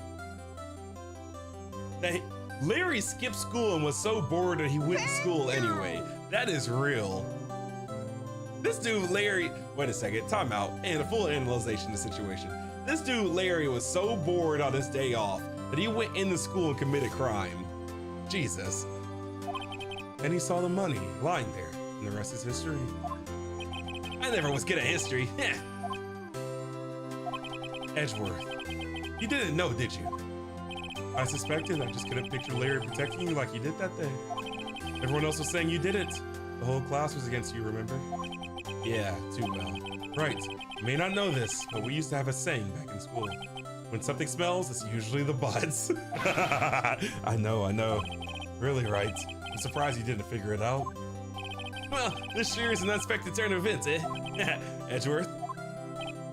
You should have told me. No, Nick, it was 15 years ago. You were 2 years old, baby girl. Don't you think the statute of limitations has run out, Mr. Edgeworth? I'd say so, yes. There you have it. Here, where does that leave me? I became a defense attorney because of what you two did. Well, you have always been something of an insufferable emotionalist. Yeah, and you get worked up too easily, too. Death! The death sentence for both of you. Man, if only I'd known I'd become a prosecutor. The same goes for me, only the other way around. So you two were destined to be lawyers either way, big bro. For the longest time, I thought that I might have killed my own father. I thought I might be a criminal. I became a prosecutor in part to punish myself. If I had known the truth, I might have become a defense attorney after all. Edgeworth, want to switch, right? Hey, y'all. Line up, I'll take a photo. Hey, photo time, let's go. Oh, hey, photo time, let's go. And after that, dinner on me. Is this the end of the first game?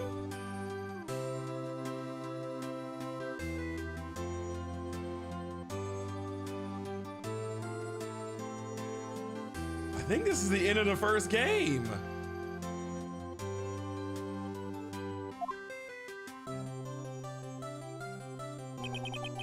Detective Gumshoe took us out on the town that night. We celebrated Edgeworth's newfound freedom, even though Edgeworth himself was still in detention.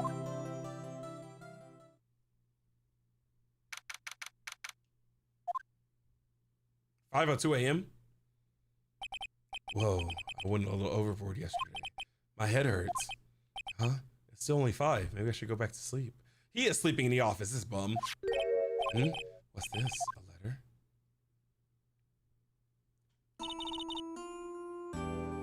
Are they gonna make me cry, bro?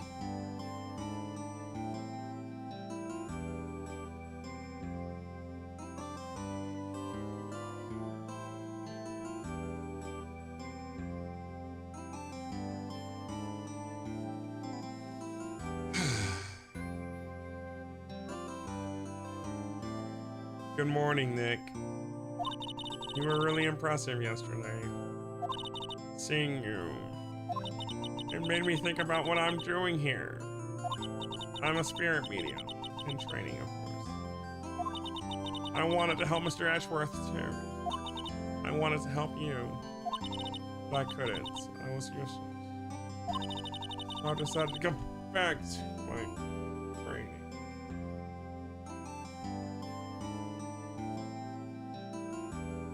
Funky Town Fish, this is not the time. Read the room, Funky Town Fish. Quit spinning for once. I'll become a full-fledged spirit medium, for starters. I couldn't say it to your face, so I left this letter. Thank you! Goodbye, Nick. Goodbye. Aww. Goodbye, what time is it? The first trains for the mountains have already left to the station.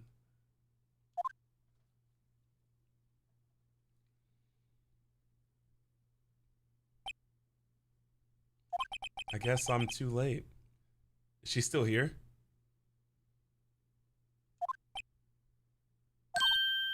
Hey! Nick! Maya! So, you're leaving? Yeah. It's hard being a spirit medium who can't talk to spirits. And I think you're too fun without me, Nick. Be good, okay? Yeah, get her, Nick. Wait. What? I never could have saved Edgeworth without your help. Har? On the last day of the trial, I heard Mia's voice. You heard my sister. Yes, only her voice, but still. It was at the very end, when I thought we'd lost everything. When I asked my sister for you, Detective Gumshoe helped, and Mr. Grossberg, and even Larry. I'm the only one who couldn't help. I was here for Nick. But you were the one who stopped Von Karma, Maya. I didn't do anything. All I did was wander around in his daze. Sorry, but I have evidence that you helped. Evidence?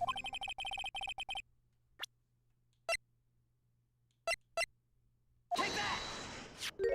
A bullet! Von Karma was convinced he had taken all the evidence pertaining to DL6. But you were the one who rescued the last piece of evidence we needed. This was the bullet that put an end to Von Karma. And you were the one who gave it to me. Nick! Thanks, Maya. I couldn't have done it without you. I'll be back soon.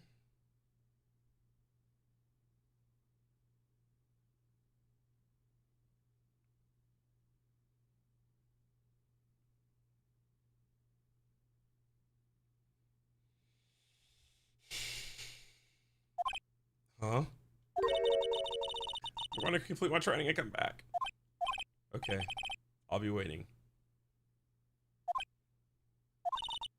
Of course you will. You can't run an office by yourself. You're helpless. I don't know about that.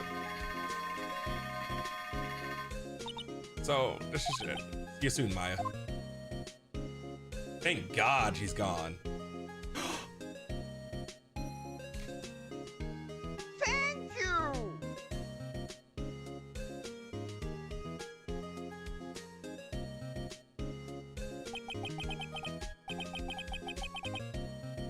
And oh, that was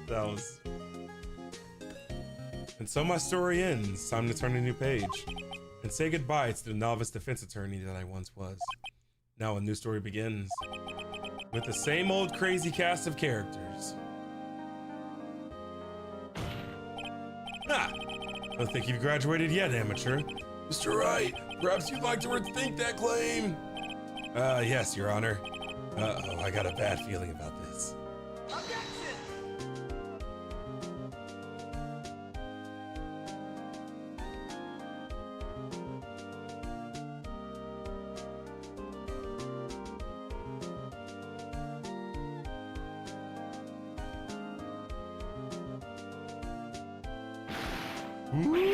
Detective Gumshoe. Then he hung his head low and went right back to outside. Kind of like he was embarrassed or something. Strange, huh?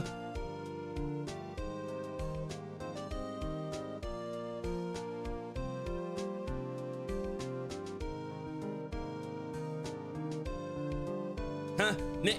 Nah, haven't seen him lately. Thank Who, me? you. I've been working at a cheese shop. That Missy's a nice lady, but she's not exactly what you call a cheap date. Huh?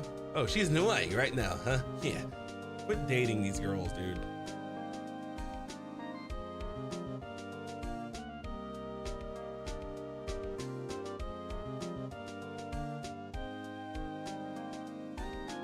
Oh, right, yeah, I remember him. I hear he's been busy lately. You know, not to ring my own bell, but I ring my bell. I'm sure he's grateful.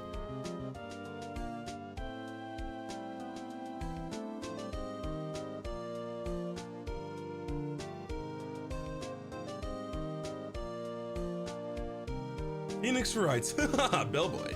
The defense attorney for whom I wrote that affidavit for, yes. You should know, I've been taking over the management of the Gatewater Hotel recently. Should you be in the area, please stop by. Have some crumpets. Asakatsu Endo.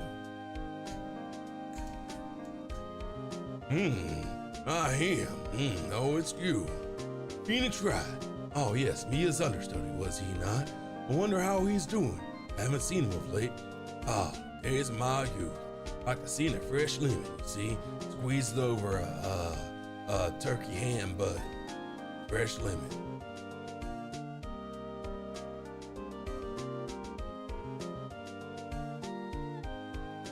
Old bag. Phoenix Wright. Yeah.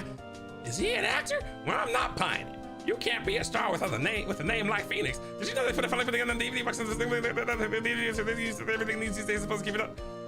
Why she crash out in these? Why she crash out in the credits, bro? Why she do that? Why she have to crash out one last time before the game was over? Thank you. I'm pleased to announce that the Pink Princess is a hit. I sure owe that Mr. Wright a great deal. Oh, and I keep my face out of the public eye till the show's over. I wouldn't want to ruin any kid's dreams, you know.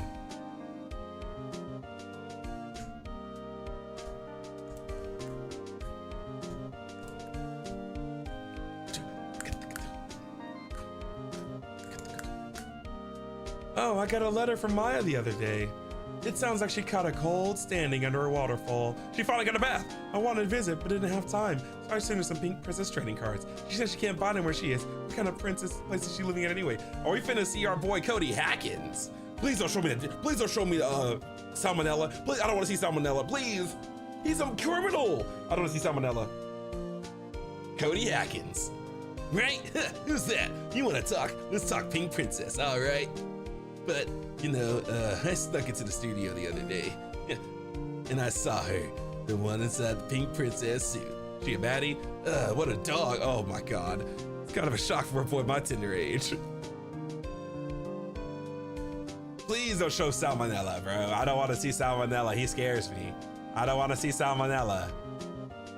Okay, they skipped Salmonella and D. Vasquez because they criminals. Yeah, I remember right. That lawyer guy, huh? Me, I'm in training to become a paranormal photographer.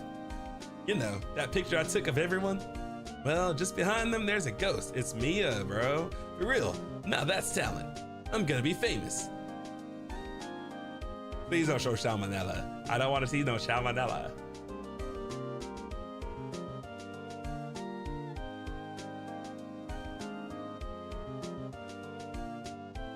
That's so wholesome.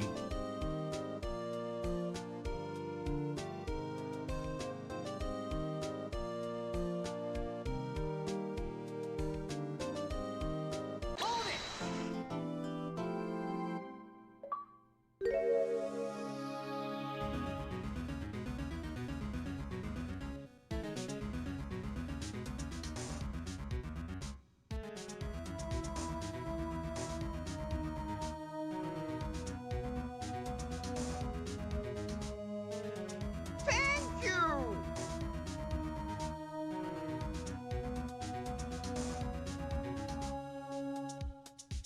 Okay. Don't spoil any. I pulled the chats back up. I got y'all back out of timeout. Don't spoil anything. Miki, thank you for the follow. So, see, don't tell me if I'm halfway done or anything like that. I got a specific question. Is this next episode part of the first game? Yes or no?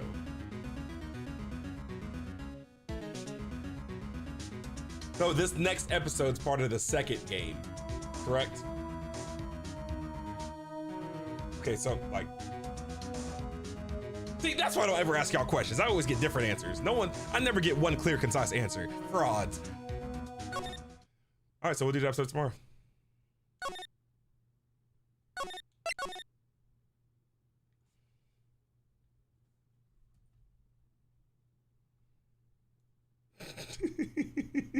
I always get like 10 different answers. All right, that's it for me tonight. We'll be live again tomorrow. I'll probably play, I don't know, more than likely gonna do some more Ace Attorney. I might start earlier and play a different game. Might do Monster Hunter World, might play something else. I don't know just yet. Thank y'all for joining me tonight. Thank you for the follow. I see your name's like is it a fruit? What is your name? I can click on it now. Franziska, thank you for the follow. All right, good night, Keldy. Good night, everyone. Have a good night. Hope you sleep well. And I'll see y'all tomorrow for stream. It is your boy, Rail Lindsay, signing off. Bye.